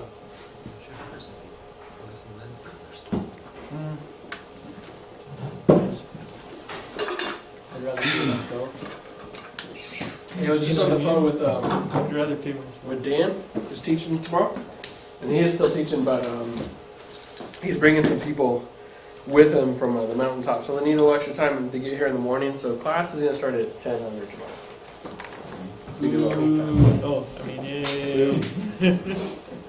I guess they've got some fire safety council meeting back in Purdue at 6, so should be out of here by, he said, probably wrapping up by around 3 or so, around 1500. So we just don't, I told him we don't have a lot of the admin stuff to do tomorrow anyway, so should pretty much just get in here and get in the lecture, and should be plenty of time for you guys to get here. And so I guess I should probably send an email out or something about it in case like Dez and Rich come, but I guess if they come early, something they will, but They'll just be here. So are you gonna be here at 9 to go over? yes, I was going to say that I actually probably will be Stuff here with before folks. then even. I'll probably be here by 8. So anybody who wants to get here and talk about project stuff, Yeah. I will be here before. I'm sending myself a note real quick to text Roller and Desmond and Lance or whatever the hell he's at. Damn it. But yeah, I'll definitely be here by 9, probably 8. What can I say? Schoolwork. Okay. Let's do this. We're almost done, I think. So there's one more metric I wanted to talk about. And that's this thing called fire return interval departure, because I like fire return interval so much. This is actually something that's used a lot. It's used in California. It was a metric that was developed, I believe, in Yosemite. And it's actually pretty cool. It is looking at fire return interval, okay, and it's a departure measure. So remember we talked about condition class as a measure of departure? which is, you have a normal, how distance it is from that normal. That is, but this is referring specifically, FRID, as we call it, FRID is specifically referring to fire interval return departure. Because again, with fire return interval, it's one of those metrics where you can make a lot of just sort of casual determinations about if something has missed a lot of fire return intervals, especially knowing the kind of ecosystem you're in. You can make some conjecture, you can make some assumptions and some guesses about what it looks like. So, if in our timber ecosystems, we know that many missed fire return intervals have resulted in an accumulation of fuels. It has resulted in the potential for high severity, high intensity fire. So those are the kind of realistic determinations you can make, or assumptions. So that's why FRID can be useful, and it works in two directions. So either too much fire or not enough fire. Okay? So fire deficit or fire accumulation. Sorry, too many words today. So there's different ways to calculate it. There's a mean, a max, a mode, and everything. But the main way that I like it, most people use, is this max. And the only reason I'm telling you this is in case you pull it up on the GIS. And I believe FRID can be pulled off a Landfire. If not, you can get it off the FRAP, the FRAP website, which is where you can get the California Fire GIS. And I can show you that. Anyway, it's the max condition class. Fire return interval, that's the actual data point. So it's useful for spatial interpretation. It's the same thing as like spatial interpretation just means it's useful for looking at on maps, right?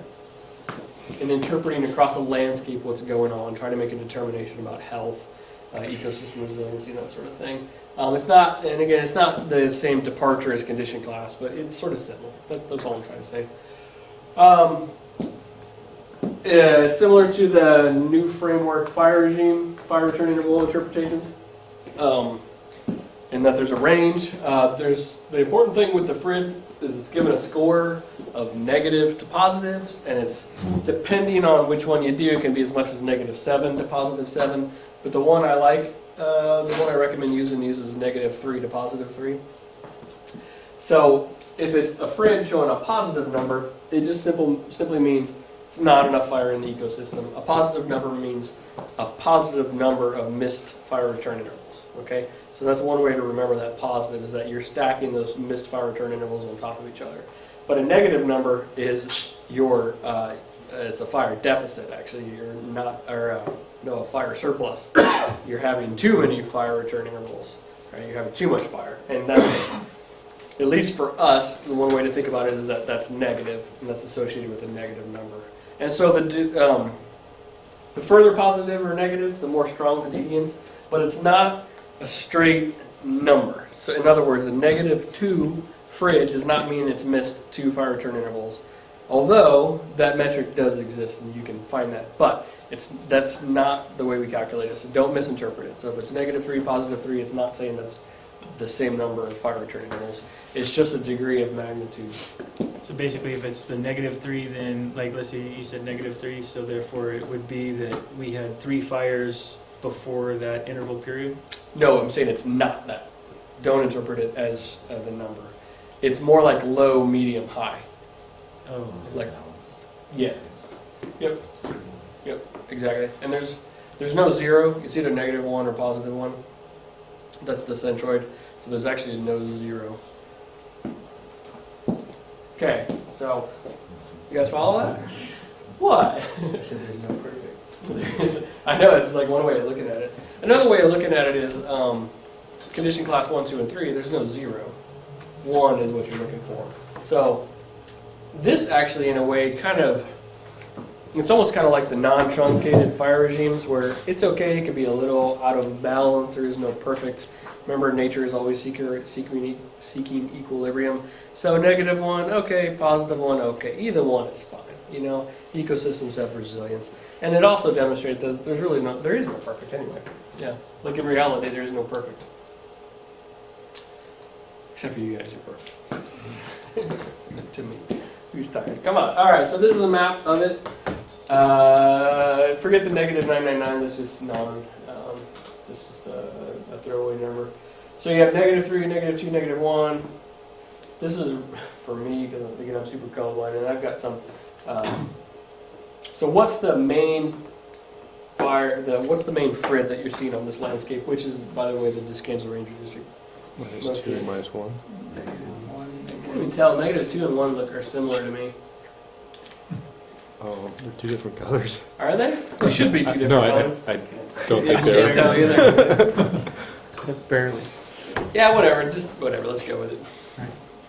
I think it's Yellow. probably -2 actually. Let's see. Let's zoom in. Damn, that's weird. It washes over. I can see it. No, I can see it now. Can you? Yeah. Yeah, the -2 is actually slightly darker. Why would you choose that? You can see the differences on the map. But you Yeah. can't tell the difference between -1 and Is that what it is? So I'm It's sorry, tough, you guys yeah. see that It's color just there? transparent. That's the -2. That's slightly darker. So it's actually mostly -1, I believe. Terrible example. Whatever. Let's look at that. So anyway, the point is you can tell all this yellow is negative. So what's that saying? Remember what negative was? Too much fire. Too much fire. Do you see any -3s? Yeah. Black. Is it -3 and +3 the same dark red color. Oh.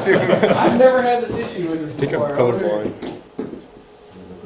It is the projector, yeah, because I can see it pretty clearly here. Yeah, whatever. Sorry, guys. I'll believe me. I'll accept any responsibility, especially when it comes to colors. But I usually try to do these like very distinct colors, just because it's hard for me to see. We're gonna break it down. Oh, where is it? Oh, let's look at what we're looking at, though. Okay. Pine Creek. Okay, Yep. so that's Pine Valley. Why are there so many lakes? What's over that lake? Those aren't lakes. Those are actually like grassy areas. Are those the... And that's Laguna Lake right there. Yeah, that's meadow, big meadow. It's meadow. It's like grass, yeah. And it's basically -999 is a default number for no number. So they didn't create a fire return interval for the grass areas. Which, if you're familiar, I know not all you guys are familiar with this, and I apologize, but you got Big Laguna Lake right here, Little Laguna Lake. This big area is actually, that's going to be in the positive numbers because that's the Jeffrey pine, that's the timber. And all this negative is going to be the chaparral for the most part. It shows that distinct differences, and it actually shows the fire return interval. This is where you got to understand your areas. So a lot of you guys that know this area of Laguna, would you agree that it's at the highest order of magnitude missed fire return interval? Knowing what I know now, yes. You would agree? Okay. I know that the cedar fire did burn some of that area by the meadow. Up on the north side, yeah. And then also on the other side where, This is a pre-chariot map. okay, for the record. then the chariot nuked off that area. So yeah, that's, it always needs a burn. You're not giving you guys enough credit, though. How much of this area have you prescribed fire in the last 15 years? What? Oh, yeah. A lot. Every year. Actually, in reality, you guys have burned a huge, I mean, it's not all of it, but you guys have actually burned a ton of that. It doesn't show up. The prescribed fire does not show up in this particular data set. It's only wildfire. Unless you actually give that data up to the people that are doing it. And they don't do a very good job of collecting that reporting data. That's why you have to gut check all of this stuff. So I actually think that probably a lot of this should be closer to this blue, which the only blue that's on here are actually like burns, recent burns or prescribed burns at the time that this map was made, which I think I made this map back in probably 2012 or so when I first did this class. I haven't updated it. So it could be a good thing if you're positive then.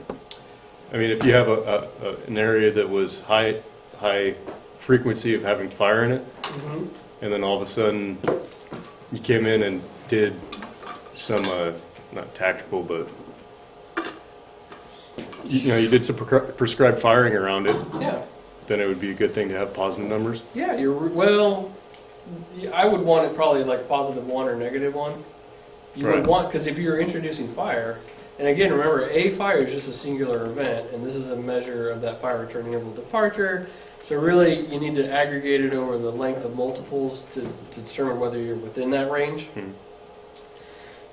But yes, you would want it to be probably positive or negative. Either one, it's basically the same. -1, +1, really is the same thing. The whole threshold equilibrium. But yes, that's what you're looking for. You're looking to bring things into that return. So this is the scan district. La Chaparral, it's in the -1, -2 category. What do we know about Chaparral in Southern California? A lot of Southern California looks like this. Why? Yes, say it louder, man. Be loud and proud. Yeah, because a lot of Southern California burns. A lot of it is solidly in -2, and a lot of it is in -3. If you look at all of Southern California, and I can bring up that map if you want to look at it. But what does most of the rest of the West look like? The coniferous West. Like Sierras, Doesn't burn enough. Sierras, Positives. probably Rockies. +2, +3. Yeah, it's the complete. This is the thing about Southern California. It's the complete opposite of the rest of the country. Is that the rest of the country primarily is lacking fire. And you're saying that this could also be reflecting ecologically as a whole, right? Not just from fire? Yes, you can make some assumptions, Okay. but this is specific to fire return interval, so it's a fire metric. You can then, you can then make some assumptions about what the health of the system might be, Right. based upon it. Sorry, Richard. So, just so it makes sense to me, Please. how do you get a -3 versus a +1? Like, what does the matrix do? It's going to be a number of missed intervals. I don't have those thresholds, those categories. So, We a can missed look at- interval, like, say, Chaparral's 40 years is optimal. Yeah. So, if you don't have a fire in 80 years, that's going to get you a -1, or you don't know exactly how the magic works in the pixie. Yeah, it depends on what the thresholds, the categories are, but yes. Right. So like, But is it a -1 is one missed threshold? No, a -1. Well, yeah, a negative. It's not one. So it doesn't relate to the number of intervals missed. It probably, and I don't know this for sure. I should have looked this up. I think I knew it at one point. I apologize, but say -1 would be maybe 1 to 3 missed it, or no, actually no. -3 would be 1 to 3 more intervals than normally occurs. Right. So that's a negative. Or, 2 might be 3 to 5, and 3 might be 5+. I think it's more something like that. Okay. Okay, and then so the positives, remember that's the missed intervals. So one, Yeah, a that's positive one. So Positive one would be, say, if it's supposed to be a 10-year interval, it's going to be between 10 and 30 years without a fire. without a fire, Exactly. and then 30 to 60. And then, okay. Got it? So what's most of the West look like? The coniferous West. Like Probably going to be in the positive number Yeah, 2, exactly. Probably 2, probably some 3, probably some 1, probably mostly 2. maybe some 7s. Yeah, who knows? So how is this a useful tool? Just looking at it graphically across a landscape? Why is this useful? Well, you can see where there's opportunity to restore a interval cycle. Yeah. Where you have an area to see where you have more threat versus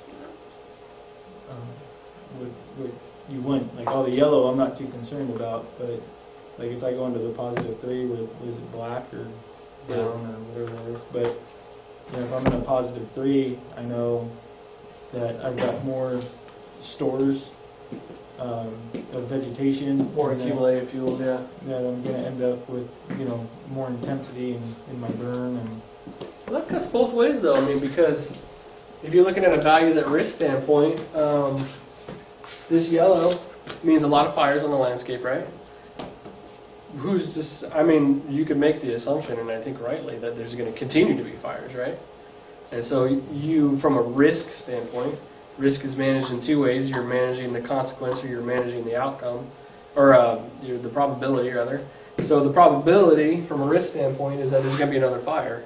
And then managing the outcome is that there's probably values at risk out here. Values at risk that would want to be protected. And it's the same thing out here. There's the same thing. It's probably risky there because you have that accumulated fuels. It's almost like the risk corresponds to, once you get to the outer tiers, you have risk either way. Because with the yellow, you're having a lot of frequent fires, so you're always going to have to deal with But it. you're looking at absolute zero. Obviously it's never going to happen. But yeah, if you're having too frequent, now I'm looking at damage to the ecosystem. Okay, yeah, that's Right. one way to look at it. And then if I have not enough, then I'm looking at overload.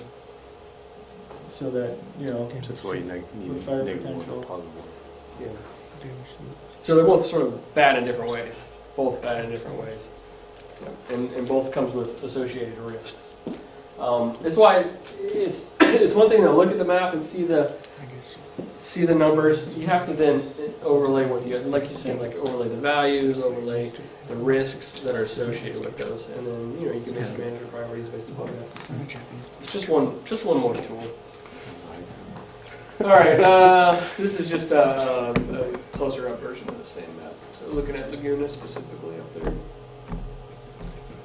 Okay, so let's try to tie this into some larger concepts here.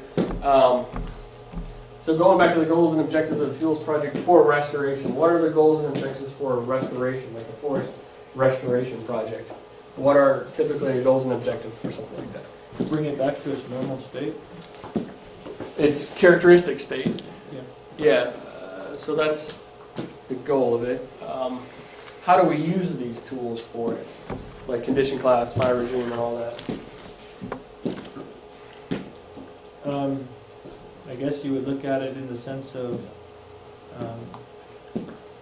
utilizing the tools to break it down in order to find out needs, priorities specific. Objectives. So, yeah, absolutely. We often say, and this goes back to Art's point earlier, we often say that we're trying to restore the FRID back, right? And we're trying to restore, say, the FRID to -1, +1, or the condition class, especially via the National Fire Plan. What are we trying to get to from a condition class standpoint? Trying to get towards 1. We want everything to be kumbaya. And so you said every fuels treatment does that, right? It at least gets us closer to 1. Maybe you can make that argument. A lot of people make that argument. Well, here in Southern California, this is why I said there's like a dark side of fuels management, is a lot of times we make sacrifices. Our fuel breaks, our urban interface areas, are those moving towards category 1, condition class 1? Anything you're going to do out on the base with your rotation, do you think that's going to move it to condition class 1? Closer. I would probably disagree, to be honest with you. I'm not saying it's a bad thing. But if you're going to be burning it outside of its normal fire return interval, which it sounds like it will be, Pendleton certainly does. It's going to have a long-term effect, right? Yeah, it's going to have a long-term effect. Yeah, exactly. It's going to change things. But you're doing it for a reason, right? It's going to naturalize that interval. It very well. It could change the fire regime. Let's talk about Pendleton. Pendleton should be a coastal sage scrub primarily. Coastal sage scrub is not supposed to burn for, 50 to 100 years. It has a much longer interval than chaparral because it's much less resilient to fire. That's why most of it is grass out there, is because it burns so often, or they burn it so often. But they're doing it for a purpose, right? A higher human purpose. And our fuel breaks that are right along structures, is that a native ecosystem type, a fuel break? No, not at all. It's bad. We're actually managing for weeds. If you break it down, we're managing it. Our Southern California LMP actually states that we acknowledge that this is not a good thing ecologically. It's going to introduce invasives and naturalized weeds. It's not the habitat functioning, but we're doing it for a reason. Right. It's kind of like we can't make everybody happy, but this is the greatest good that we can do with what we got. The lesser of two evils. Yeah. You're making a sacrifice. You're making a professional judgment to sacrifice this area to protect the houses because we feel like that's the higher purpose. But from a pure condition class standpoint, it cracks me up when I got to go into facts and I'm doing it for a fuel break. I can't move that to condition class 1. If anything, it's moving it to 3. Because the more we do it, the more departed it is from normal conditions. That's okay, but you got to be realistic about it, because if you look at the letter of the law from the National Fire Plan, it said we should be moving everything to condition class 1. That means we couldn't do our WUI work. But if that's the case, it depends on intervals, right? If you're doing like your fuels break, what are the intervals that you're going in and Is it every 7 years, 10 years? You know? Well, what's the low end of the fire return interval for chaparral? Well, yeah, I mean 30. About 30, yeah. We're out clearly doing it less than 30. Mm-hmm. Although chaparral does have a tail, so that's the interesting thing about a lot of fuel breaks. And I make this argument is that they say we're type converting our fuel breaks. In the montane chaparral, I actually would argue I don't think we really are, because we keep having to go back and maintain them and cut the brush that comes back, right? Coastal sage scrub, a little bit different. You can actually convert that to grass pretty easily. The stuff that's closer to the coast. But our montane chaparral actually sort of maintains a presence for a lot of times. That's why we're doing herbicide at, like, say, Lake Morena. Right. It's because we're tired of the goddamn brush growing back. 80% effectiveness? What are you talking about? You think it's less than that? Yeah. Well, Jamie did a thing and said, I don't have to go back and look at it either. I guess Better than nothing, though. Come on. Yeah, I mean, yeah, it's working. It's Type moving convert it so forward I have to to do what weed we whack. want, right? But Exactly. Well, actually, you don't. Yeah, Why would you we want to got weed money. whack it? You're managing it for grass, so why It's easier to like type convert it so the chaparral won't grow there. I don't know how you would do that, but stopping, baby? That's the only way to do it. I'm good. Nobody wants to stop anymore. Go around and Is that what you want us to do? Yes. Done. could you go and what's Go the sell that. stupid plant that we're I gotta sell cutting it. and poisoning? 4 feet. Salt cedar. Tamarisk? Mm-hmm. Some of that out there. Yeah, but could you do it like that in a sense That's that what we're doing.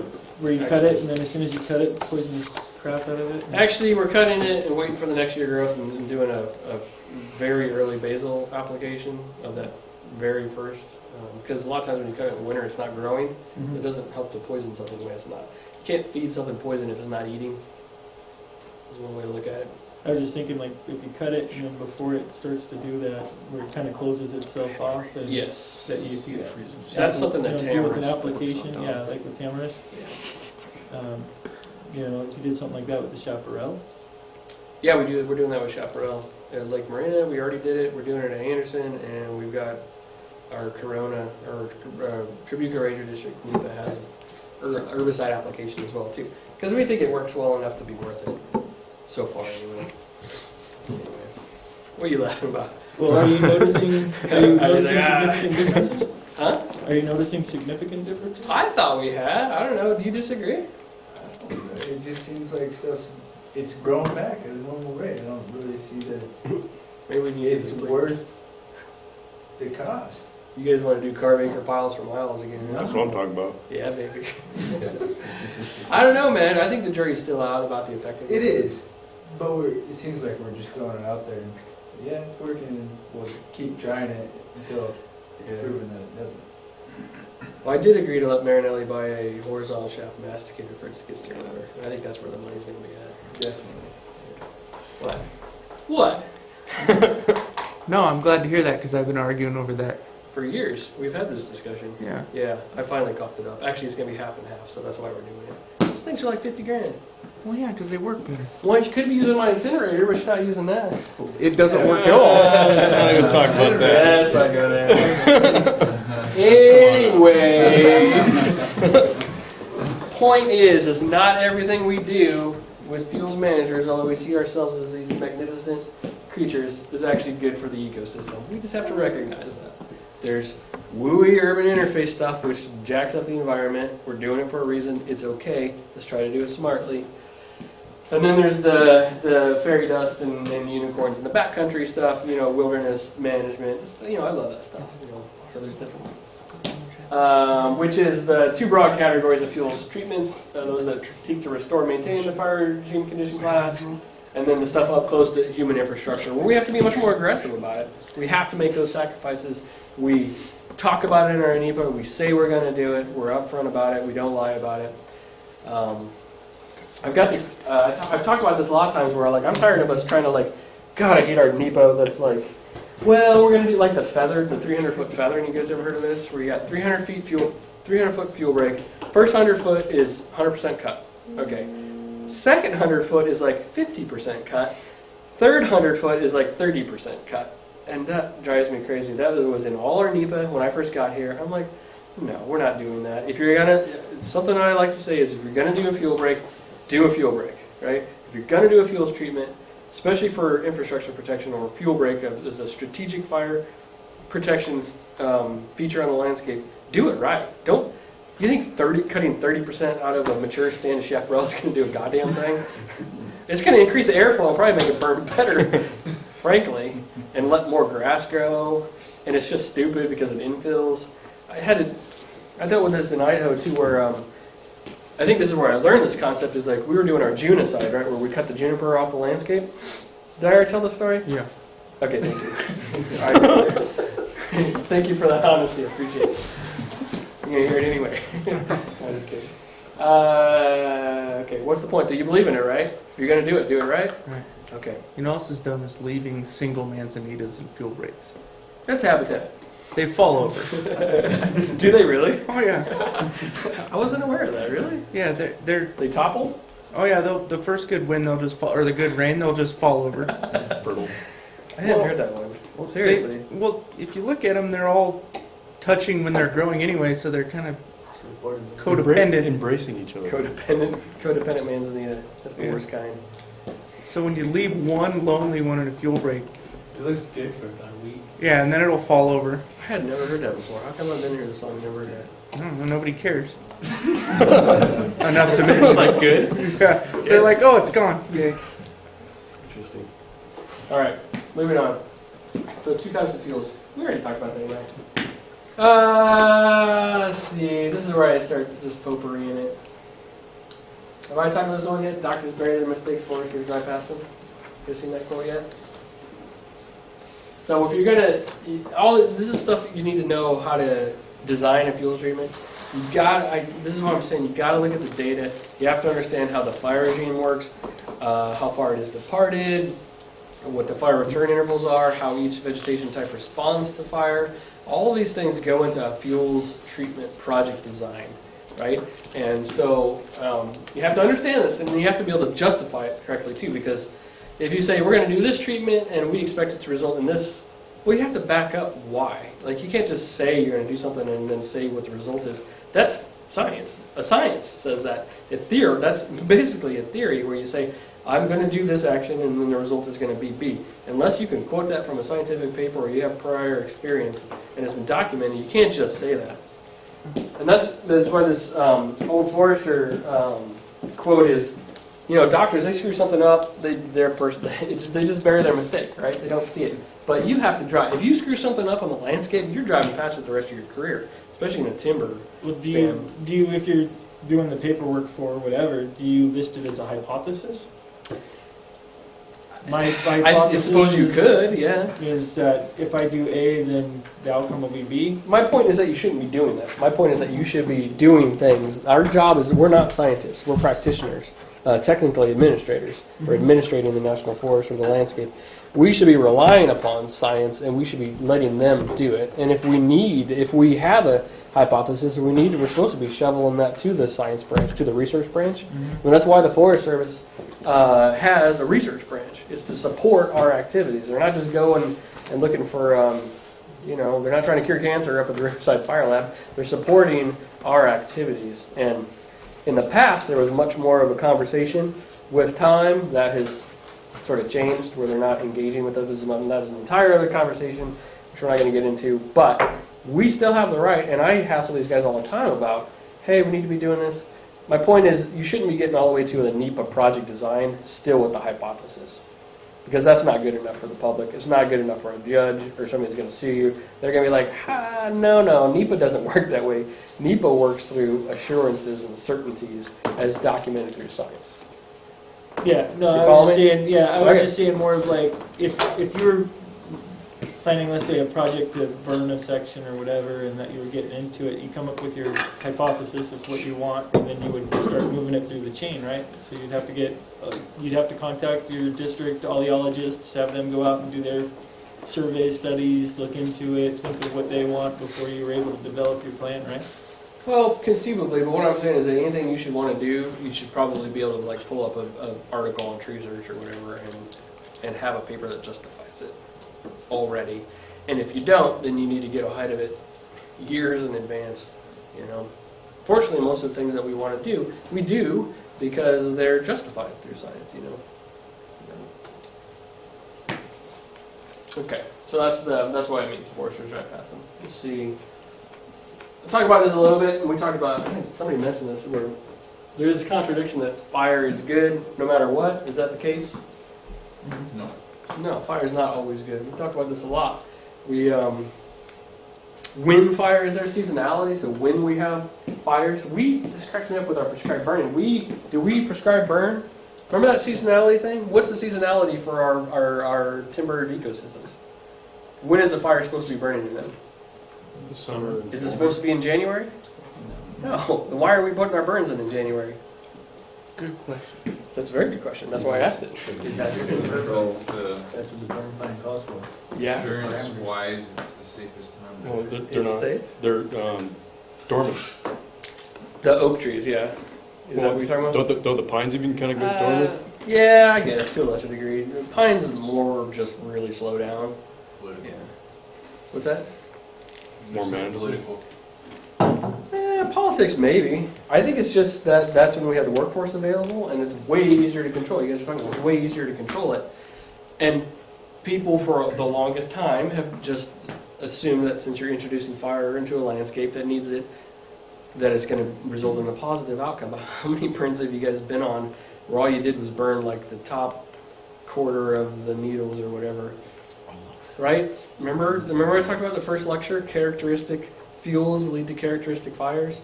So there's this concept of in-season burning. Have you guys ever heard of in-season burning before? Okay, does it happen very often?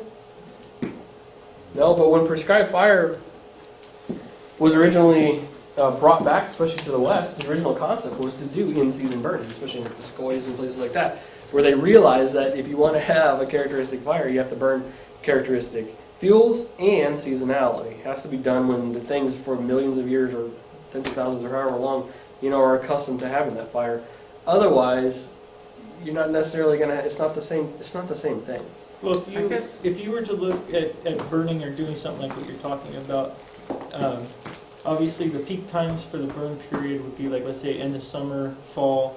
So if you went and burned in the beginning of summer, would that, you're kind of in that period where they're waking up, but at the same time you're not, at a point where, your RH is at 4 every day, and you have a possibility of controlling it. I think you need to look at what your ignition sources are and when those ignitions happen.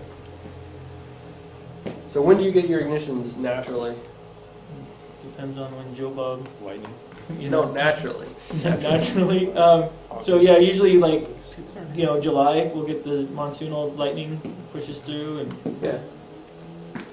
I think though from like a restoration aspect, Yeah. burning out of season when you can reduce some of the extra fuel loading to get it to a closer to natural state. Well, that's a very valid point. And that's really... But at some point...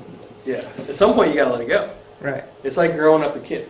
So pile burning, that's why pile burning is so useful, and that's why it should be done in the winter, right? Because that's a non-characteristic and non-typical heat pulse that's introduced into the ecosystem.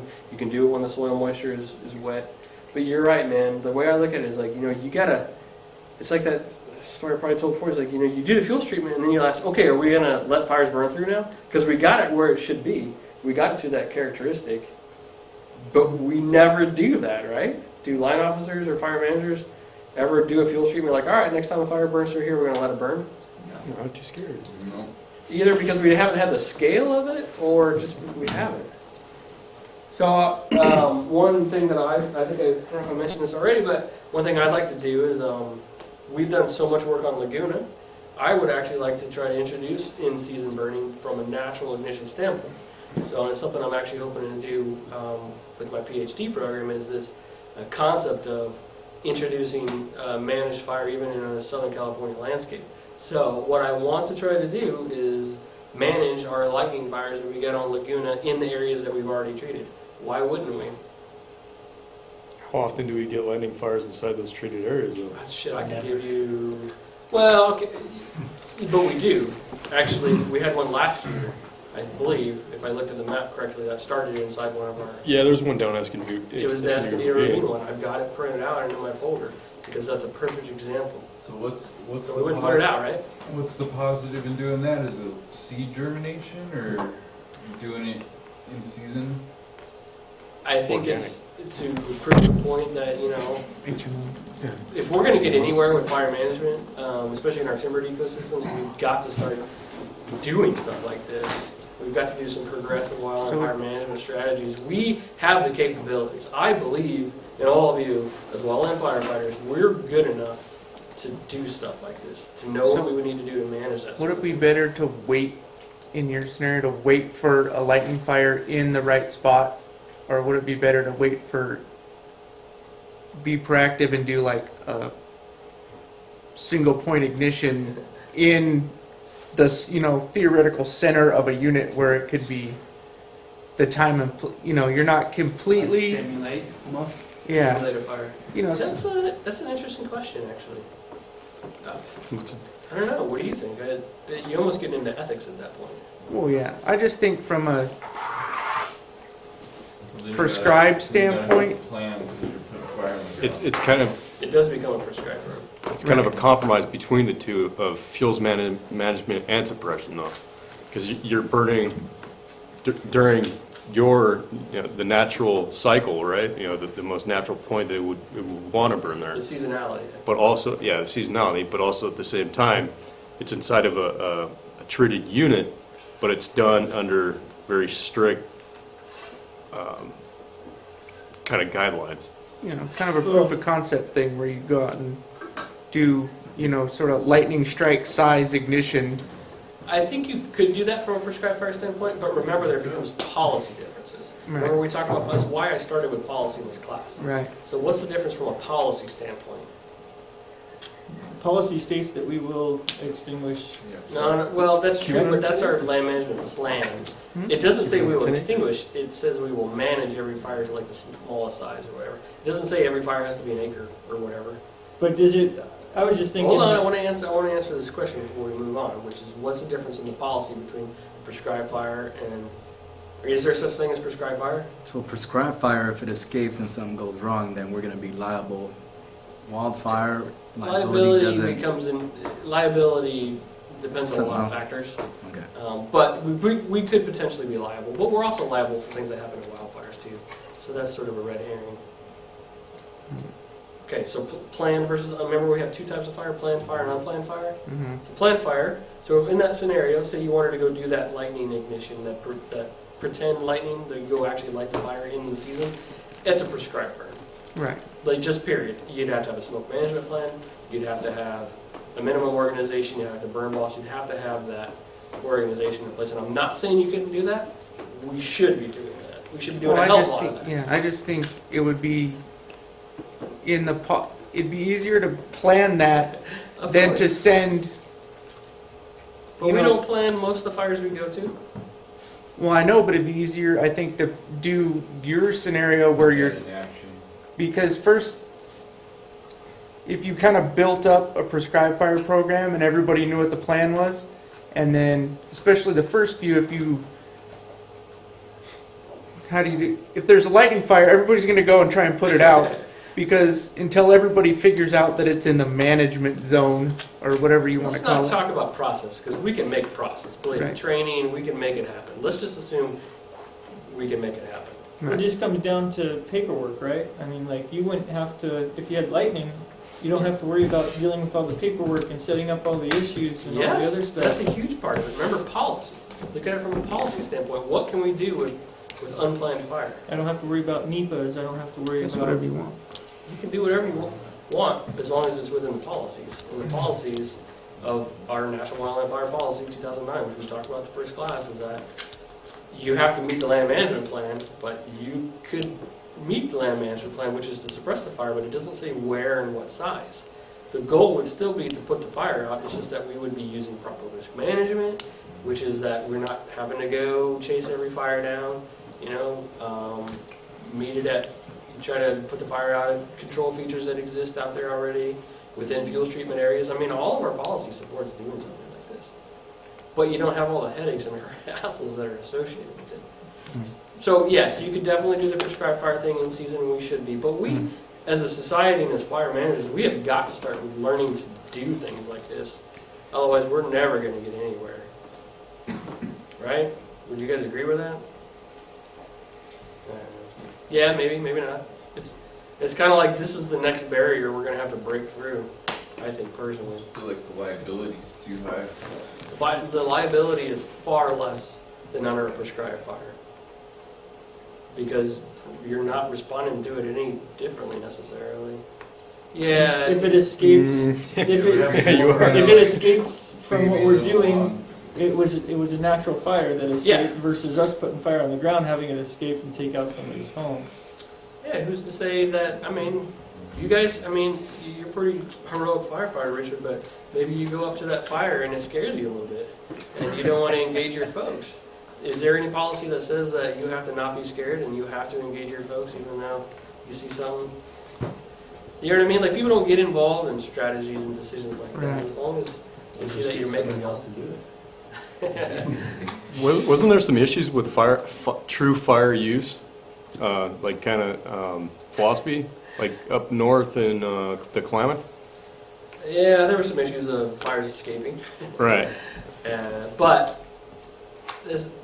in the end, Are they escaping? are they escaping? Yeah, I mean, and there's negative effects, but who's to say that they would have gone and tried to put the fire out and they wouldn't have had the same outcome? So people look at this. This is a risk perception. This is actually the thing that fascinates me the most. Sorry, I'm keeping droning on about this, but people think that there's these bad effects and bad things happen, but it kind of ends at that point a lot of times. Yeah, maybe it burns in places you don't want to, but as long as nobody gets hurt, which is, you never know. How many people die on single tree fires, right? And she died a couple years ago on a single tree fire. Right, but it's kind of like, would you much rather fight a fire or use a fire or fight whatever? You could use it both of the same. Fair enough. Direct or indirect? I'd much rather do it direct. That's why we suppress the fires the way that we do, rather than just be like, all right, yeah, we're going to let it burn until 12 o'clock. We don't let things burn. We're fire managers. Before you end this class, you guys have got to stop saying And who's to say firefighters. You're fire managers. We manage fires. We manage risk. And So we're not saying let it burn. Nobody lets things burn. Yeah, and it's not to say that you can't go blackline on it, right? So you pinch it up into a certain area with your hose. You just slow down your hose lay and let it kind of move ahead of you as you're putting your hose in slower. Yeah. So let's say you have this fire. I definitely see the cultural issues with this, and I totally understand that. Totally a cultural issue. No, but it's. Let's go back to that Escovino Ravine lightning strike that we had within a unit. Yeah. Were you on it, Lance? You weren't there that day? I know exactly where it's at, though. Right. But, so, the cost of that versus the cost of, all right, we're just going to go, we need more resources to hold this thing and manage this thing, to let it get bigger, to become what we want it to become versus, all right, let's just be done with it.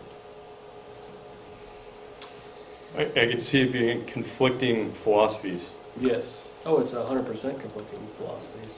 And I get both sides of it, and I like both sides of it, but I think they. Something bad happens, it's going to be on somebody. Dude, something bad can always happen. Right. You got to stop with something bad can happen. Because something bad could happen on a single tree trying to dump a gnarly tree on fire. That shit is pretty sketchy a lot of times, you have to admit.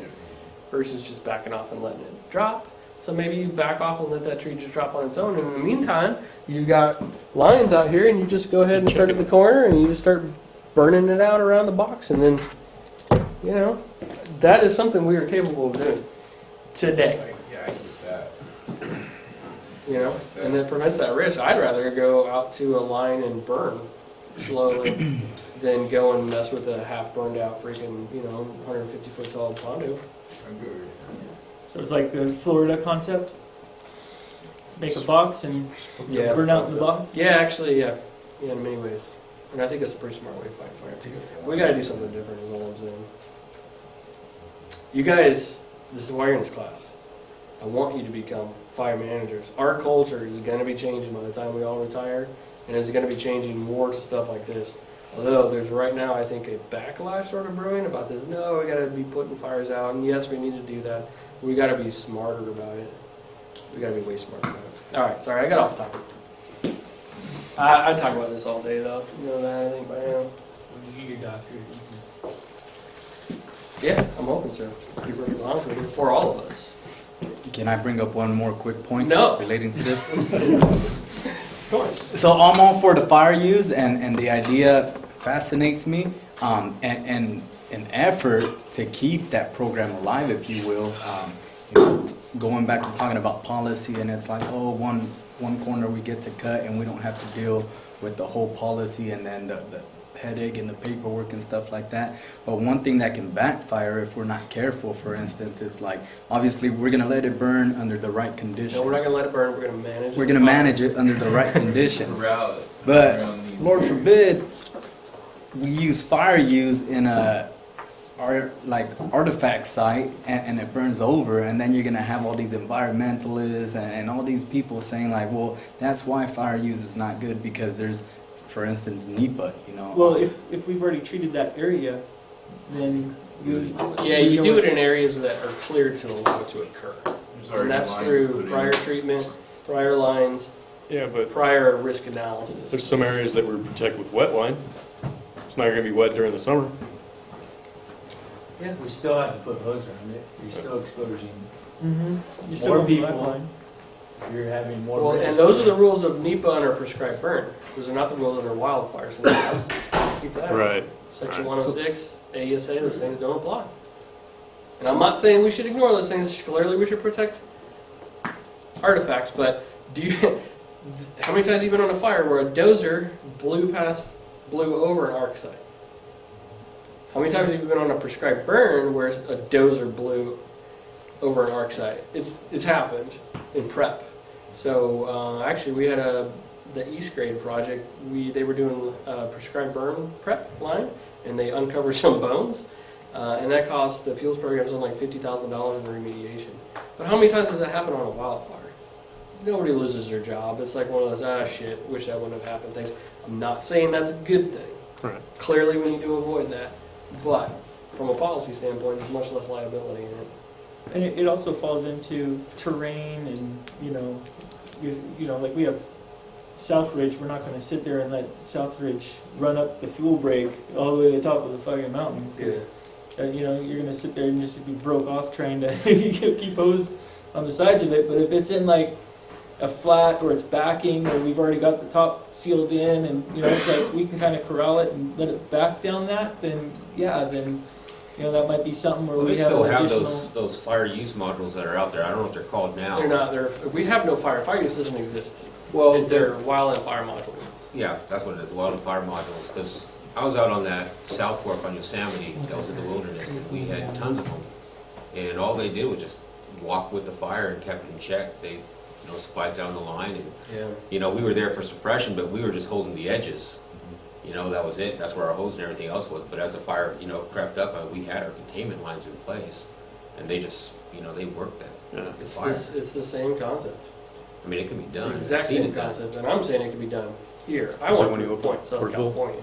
Yeah, It can be done. yeah. That's just me. You're on the same one, weren't you? It happens to be my force, so. Yeah, and that's where we're going as an agency in fire management. However, there's always going to be places where we got to do full suppression. Most of Southern California, urban interface, high value areas, and that's fine. It's just that we got to make the toolbox a little bit bigger. Take advantage. Yeah, we really do.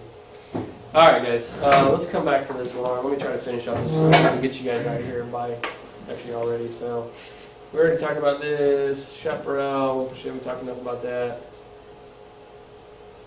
Yeah, we talked about that. You guys want to talk about climate change for an hour? Me neither.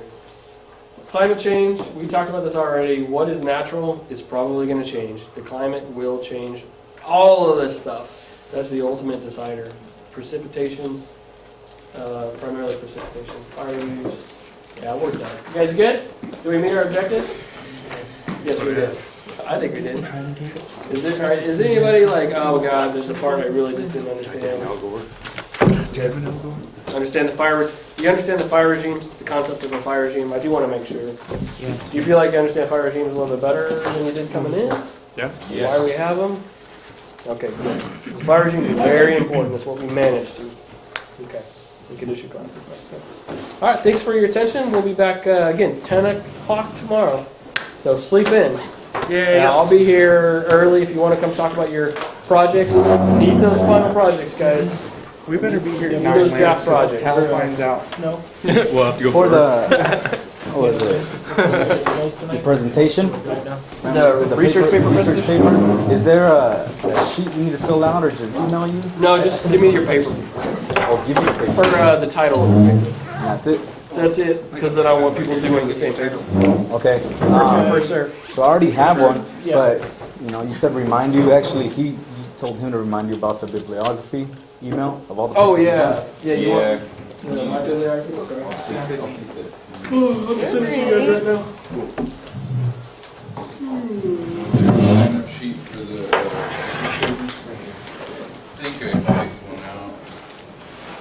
Going through tree search, like some of that stuff was, you know, saying pretty scientific, but I think this one is post-fire erosion and rehab treatment over time, and they did, you know, different stuff with, you know, 4 different ways to stop erosion, and it's kind of a bear team thing.